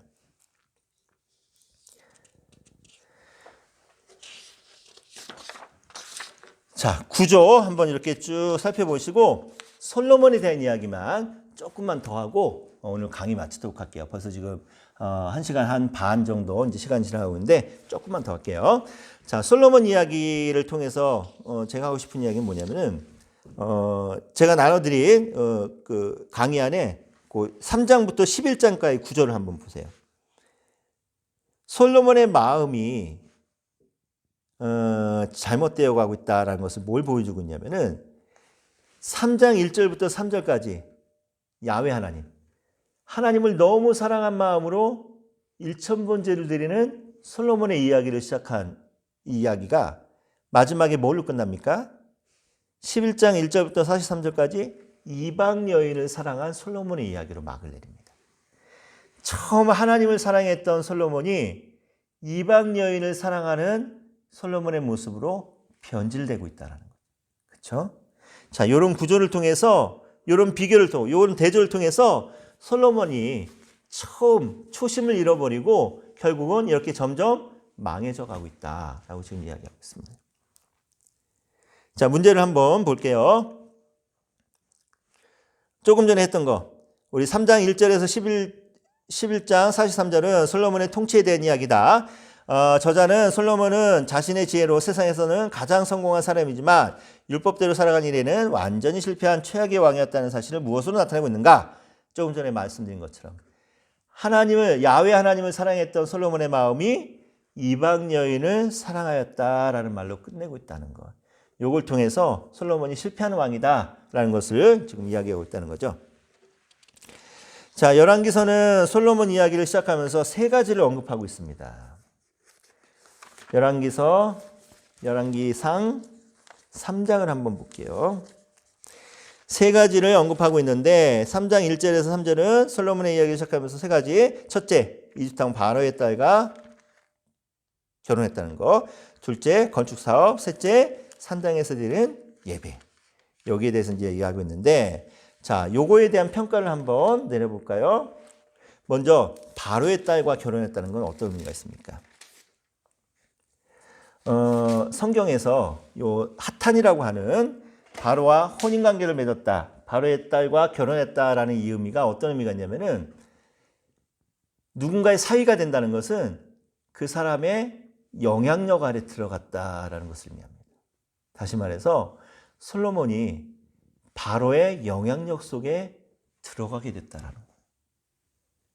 이 굉장히 처음부터 위험한 평가를 지금 내리고 있어요. 자, 그리고 나서 건축 사업에 대해서는 또 뭘 얘기하고 있습니까? 3장 1절 후반부를 1절 한번 다 같이 읽어볼까요? 솔로몬이 애굽의 왕 바로와 더불어 혼인관계를 맺어 그의 딸을 맞이하고 다윗성에 데려다가 두고 자기의 왕궁과 여호와의 성전과 예루살렘 주의 성의 공사가 끝나기를 기다리니라. 자, 순서가 문제죠. 어떤 순서? 자기의 왕궁과 여호와의 성전과 라고 하면서 왕궁이 성전보다 더 앞섭니다. 그러니까 솔로몬의 마음이 진짜 어디에 있었는가라는 것을 요 말씀을 통해서 지금 저자가 솔로몬에 대해서 좋지 않은 평가를 내리고 있는 거예요. 또 세 번째, 산당에서 드리는 예배. 자, 2절 말씀 보니까 그때까지 여호와의 이름을 위하여 성전을 아직 건축하지 아니하였으므로 백성들이 산당에서 제사했다라고 얘기합니다. 어떻게 생각하면은 성전이 아직 없으니까 산당에서 제사 드릴 수밖에 없었지라고 이해를 할 수 있는데, 뭐가 문제냐면은 성전을 아직 건축하지 아니하였기 때문에 산당에서 예배드렸다라는 거예요. 왜 빨리 성전 건축하지 않느냐는 거지. 다윗이 그 아버지가 모든 준비를 다 마쳤는데 너 지금 뭐 하고 있냐라는 거죠. 그래서 열왕기 저자가 솔로몬에 대해서 계속해서 부정적인 평가를 지금 내리고 있습니다. 자, 솔로몬의 1000번제에 대해서 잠깐 얘기할게요. 하나님께로부터 이전에도 이후에도 없는 지혜를 받게 되는 그 비결, 그 동기, 그 배경이 솔로몬의 1000번제죠. 1000번제에 대해서도 여러 가지 주장이 있습니다. 정말 1000마리의 소나 양이나 하여튼 1000마리의 재물을 가지고 1000번제를 드렸는데, 첫째, 매일 1일 1번제. 그래서 1000일 동안 번제를 드렸다. 아니다. 10번이면 10번, 100번이면 100번 해갖고 몇 번에 그냥 나눠서 드렸다. 몇 번에 나눠서. 3번. 아니다. 1000마리의 제물로 한 방에 드렸다. 자, 정답은 뭘까요? 매일 하루에 한 번씩 1000번제. 아니다. 열일이면 열일, 100일이면 100일 해갖고 몇 번에 나눠서 드렸을 것이다. 아니다. 한 방에 드렸다. 정답은 하나, 둘, 셋. 모른다. 모른다가 정답입니다. 자, 그런데 한번 하나씩 볼게요. 매일 한 번씩 1000번제 드렸다. 솔로몬이 살고 있던 예루살렘에서 기브아 산당까지 거리가 왕복 20km. 이 가까운 거리가 아니죠. 요즘처럼 자동차로 확 갔다 오는 것도 아니고, 게다가 솔로몬과 그 왕의 행렬을 다 이끌고 가려면은 걸어서 갔다 와야 되잖아요. 마차 타고 말 타고. 아무리 빨리 갔다 와도 20km면은 왕복 몇 시간은 걸릴 거란 말이죠. 그렇죠? 이걸 1000일 동안 매일 했다? 이 가능성이 없어 보입니다. 저는 그래서 몇 번에 걸쳐서 드리지 않았을까. 예를 들어서 10번에 걸쳐서 한 번 드릴 때마다 100마리씩 100번. 그래서 열흘에 걸쳐서 뭐 이런 식으로. 한 방에 드린 거는 왜 문제가 되냐면은 기부한 산당이 1,000마리의 번제를 드릴 만큼 커다란 산당이 아니었어요. 그만큼의 수용을 감당하지 못했습니다. 그래서 제 견해로는 몇 번에 걸쳐서 드린 것이 아니겠는가라고 이제 추정을 하지만 정확하게 밝혀진 건 없습니다. 자, 어쨌든 솔로몬의 1,000번제를 왜 얘기하냐면은 결국 솔로몬의 1,000번제를 통해서 하나님이 솔로몬의 꿈에 나타나죠. 이때까지는 굉장히 좋은 평가죠. 왜? 솔로몬이 하나님을 사랑하는 마음으로 1,000번제를 드린 거예요. 가장 바쁜 집권 초기 시기에 다른 것보다도 하나님께 먼저 내 마음을 드리고 충성과 헌신을 다지만은 아이고 허리야. 1,000번제를 드리는 걸로 이야기가 시작되면서 솔로몬의 처음 마음이 정말 하나님을 사랑하는 순수한 마음이었다라는 것을 얘기합니다. 하나님이 그 마음에 감동해서 솔로몬의 꿈에 나타나서 내가 너에게 무엇을 줄꼬? 라고 했을 때 솔로몬이 정말 기가 막힌 대답을 하죠. 하나님의 백성들을 정말 지혜롭게 잘 다스리고 인도할 수 있도록 지혜를 달라고 합니다. 하나님이 이 솔로몬의 이 대답이 너무 흡족해갖고 솔로몬이 구하지 않는 부와 명예까지 이제 다 주시고 지혜를 주시는데 이전에도 이후에도 너와 같이 지혜로운 자가 없을 것이다 라고 하는 최고의 지혜를 줍니다. 자, 그래서 솔로몬의 지혜가 정말 엄청나게 평가받는 사건이 하나 나오죠. 문제를 한번 읽어봅니다. 솔로몬의 지혜에 대한 평가가 최고조에 이른 사건은 3장 16절에서 28절의 재판 과정입니다. 이 재판에 대한 평가를 한번 내려볼게요. 자, 어떤 재판이었습니까? 우리 너무 잘 아는 두 명의 창녀가 있었는데 둘이 똑같이 아기를 낳았는데 그만 한 아이가 죽어버렸습니다. 밤에. 근데 아침에 깨어나 보니까 서로 살아있는 아이가 자기 아이라고 싸우고 있는 거예요. 죽은 아이가 상대방 아이라고 하면서. 솔로몬에게 이 재판을 해달라고 두 여인이 왔는데 이게 난감한 거지. 요즘 같아서야 뭐 유전자 감식하면 대반에 드러나지만 이 당시에 그런 게 있었겠습니까? 그저 사람의 지혜로 이제 판단을 해야 되는데 이 문제를 어떻게 해결하냐? 솔로몬이 딱 제시하죠. 야, 반 나눠줘. 그래서 서로 나눠 가지라고 그래. 그랬더니 한 여인은 울면서 아니라고. 저 여인의 아이가 맞다고 하면서 울면서 저 여인에게 주라고 하고 한 여인은 표독한 마음으로 이 아이를 갈라갖고 내 것도 저것도 되지 않게 반 갈라서 주세요! 라고 하면서 막 표독스럽게 얘기하고 너무 흉내를 리얼하게 냈나? 네. 아무튼 그래서 솔로몬이 그거 보고 누구라고 평가를 내야 됩니까? 저 울면서 상대방에 주라고 했던 저 여인이 진짜 엄마다라고 얘기를 합니다. 그러니까 주변에 있던 사람들이 솔로몬의 그 지혜에 두려워하고 감탄하잖아요. 자, 근데 문제는 이거 만약에 정말 만약에요. 그럴 가능성은 뭐 거의 없어 보이지만 만약에 진짜 아기를 갈라서 네 것도 내 것도 되지 않게 아이를 갈라서 달라고 했던 그 여자가 진짜 아기의 엄마였다면은 그럴 가능성도 1%의 가능성도 있잖아요. 그렇죠? 요즘처럼 자기 아이를 학대하고 죽이는 이 모습을 볼 때 충분히 가능성이 있습니다. 만약에 그랬다면은 이 솔로몬의 재판이 틀린 거잖아. 솔로몬의 지혜는 없는 거나 마찬가지. 그렇죠? 만약에 그런 가능성을 염두에 두고 생각한다면. 그런데 그래서 더 이 솔로몬의 판결이 솔로몬의 지혜가 위대한 거예요. 자, 무슨 말이냐면은 솔로몬의 판결은 딱 반으로 나눴을 때 엄마의 모성애로 아이가 죽는 것을 보지 못해서 저 여인에게 주라고 했던 이걸 원한 것이 아니라 솔로몬은 뭐라고 생각했냐면은 설령 반으로 갈라달라고 했던 여인이 진짜 엄마라고 할지라도 자기 자식의 생명을 소중하게 생각하지 못한 여자는 엄마로서의 자격이 없다라는 거지. 얼마나 놀라운 지혜입니까? 그렇죠? 그 엄마의 그 마음, 진정한 모성애를 솔로몬은 말하고 싶은 거예요. 그걸로 판결을 내는 거죠. 진짜 내가 낳은, 배 아파서 낳은 자식이라 할지라도 그 자식을 사랑하고 그 생명을 소중하게 여기지 못하는 여자는 엄마가 아니라는 거지. 설령 내가 낳은 자식이 아니라 할지라도 그 생명을 소중하게 여기고 그 아이를 진심으로 사랑하는 여자가 진짜 엄마다라는 것이 솔로몬의 재판, 이 지혜의 핵심이라는 거예요. 그래서 솔로몬의 지혜가 위대하다라고 평가를 받는 겁니다.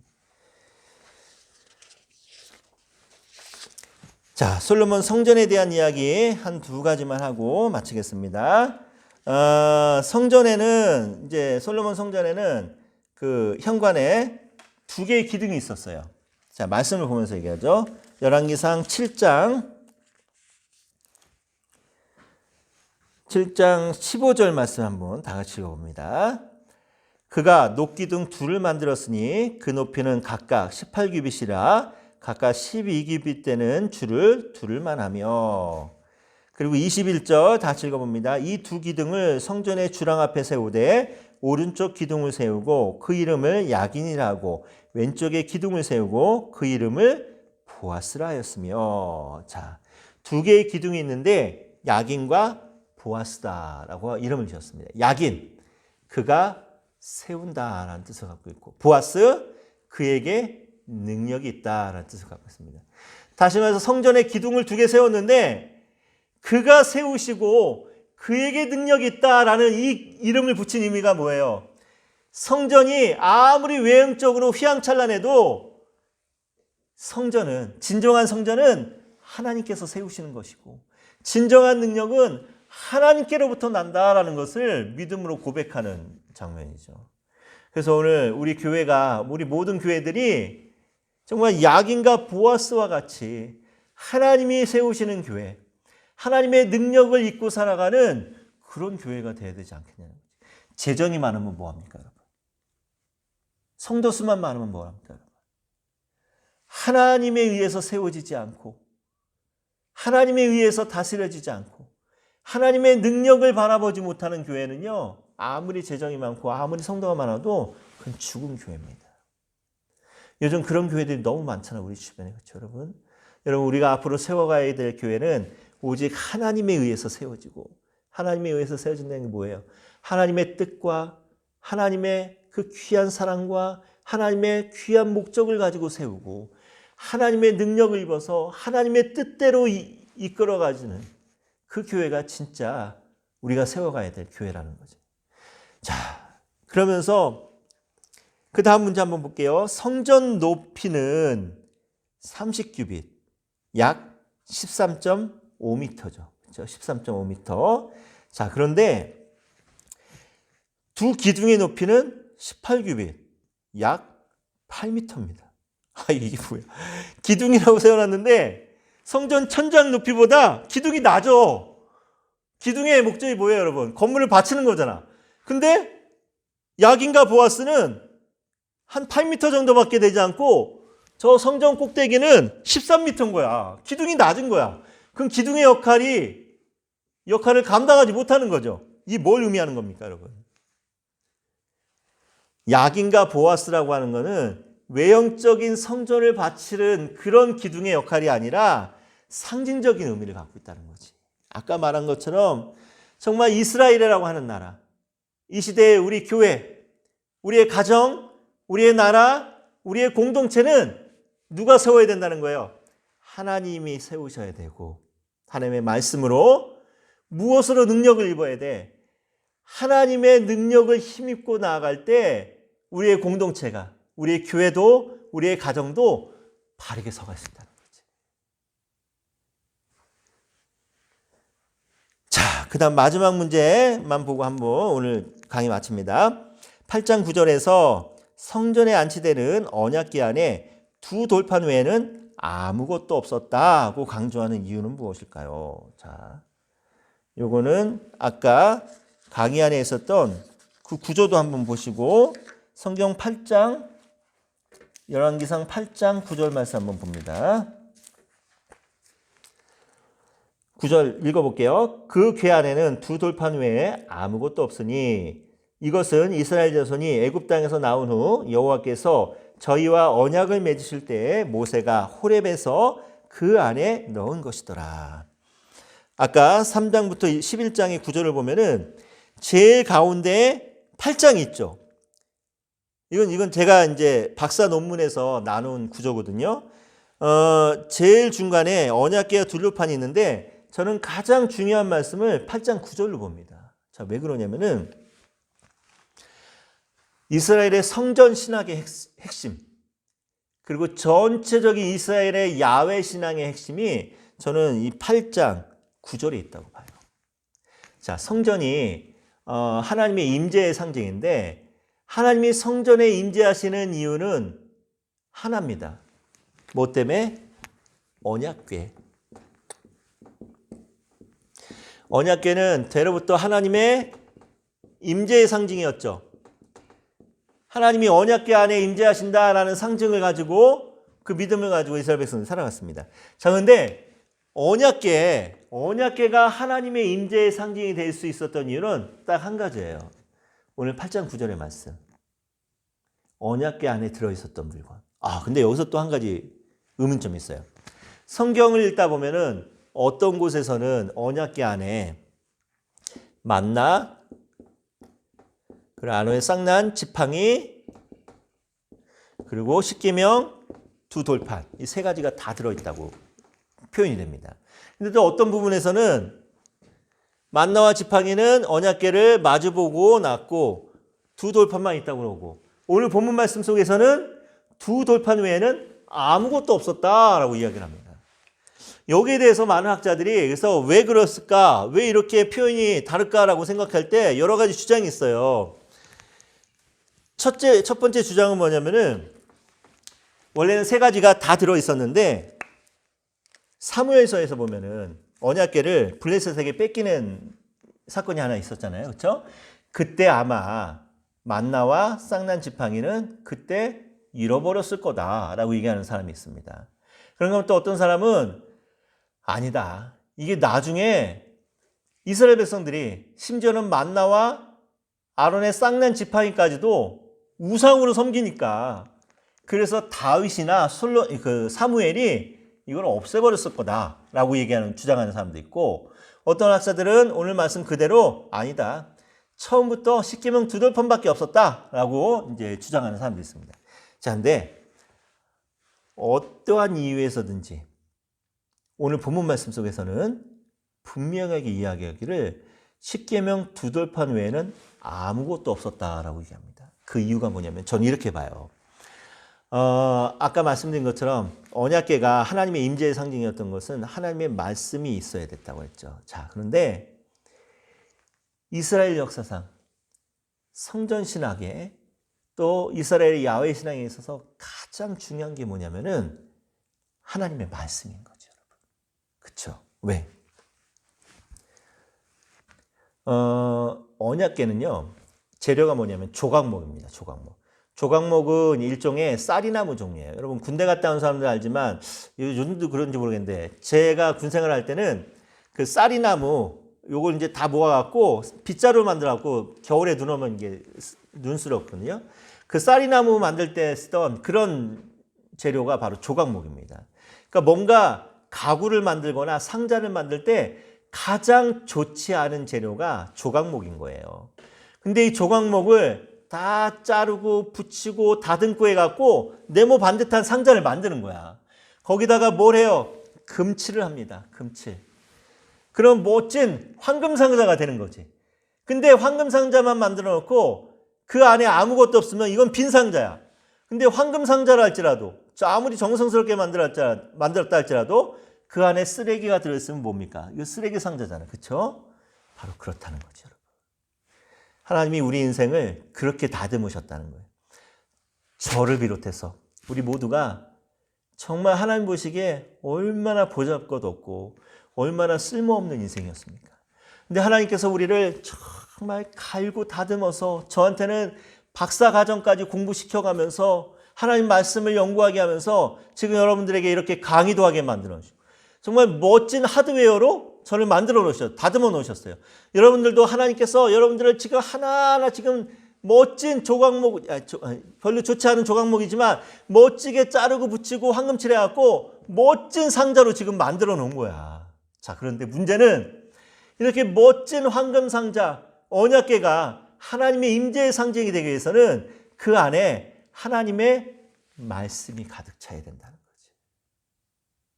여러분, 우리 안에 하나님의 말씀이 없다면요, 우리가 아무리 많은 것을 가지고 아무리 많은 것을 배우고 아무리 많은 능력이 있다고 할지라도 우리는 아무 쓸모없는 인생입니다. 하지만 비록 우리가 가진 것 없고 비록 보잘것없는 사람이라 할지라도 우리 마음속에 하나님의 말씀으로 가득 채워져 있고 우리의 가슴이 하나님의 말씀으로 가득 채워 있고 우리의 삶이 하나님의 말씀으로 풍성한 열매를 맺는다면 하나님은 우리를 통해서 역사하십니다. 이게 하나님의 방법인 거예요.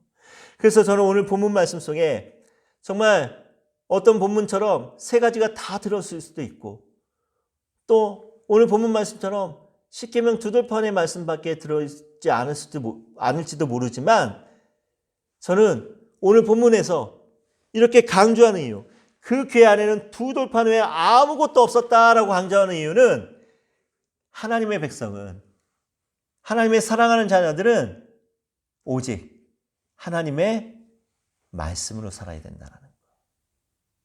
하나님의 말씀에 순종하고 하나님의 말씀을 의지하고 하나님의 말씀의 확신을 가지고 살아갈 때 그때 비로소 하나님의 자녀로서 부흥의 역사가, 정말 성령의 역사가 일어나는 그런 귀한 인생을 살아갈 수 있다. 오늘 이걸 이야기하고 싶은 게 아닐까, 저는 그렇게 봅니다. 그래서 제 박사 논문에는 요걸 주장해서 요 구조로 저는 열왕기 3장부터 11장까지의 구조를 이제 나눠봤습니다.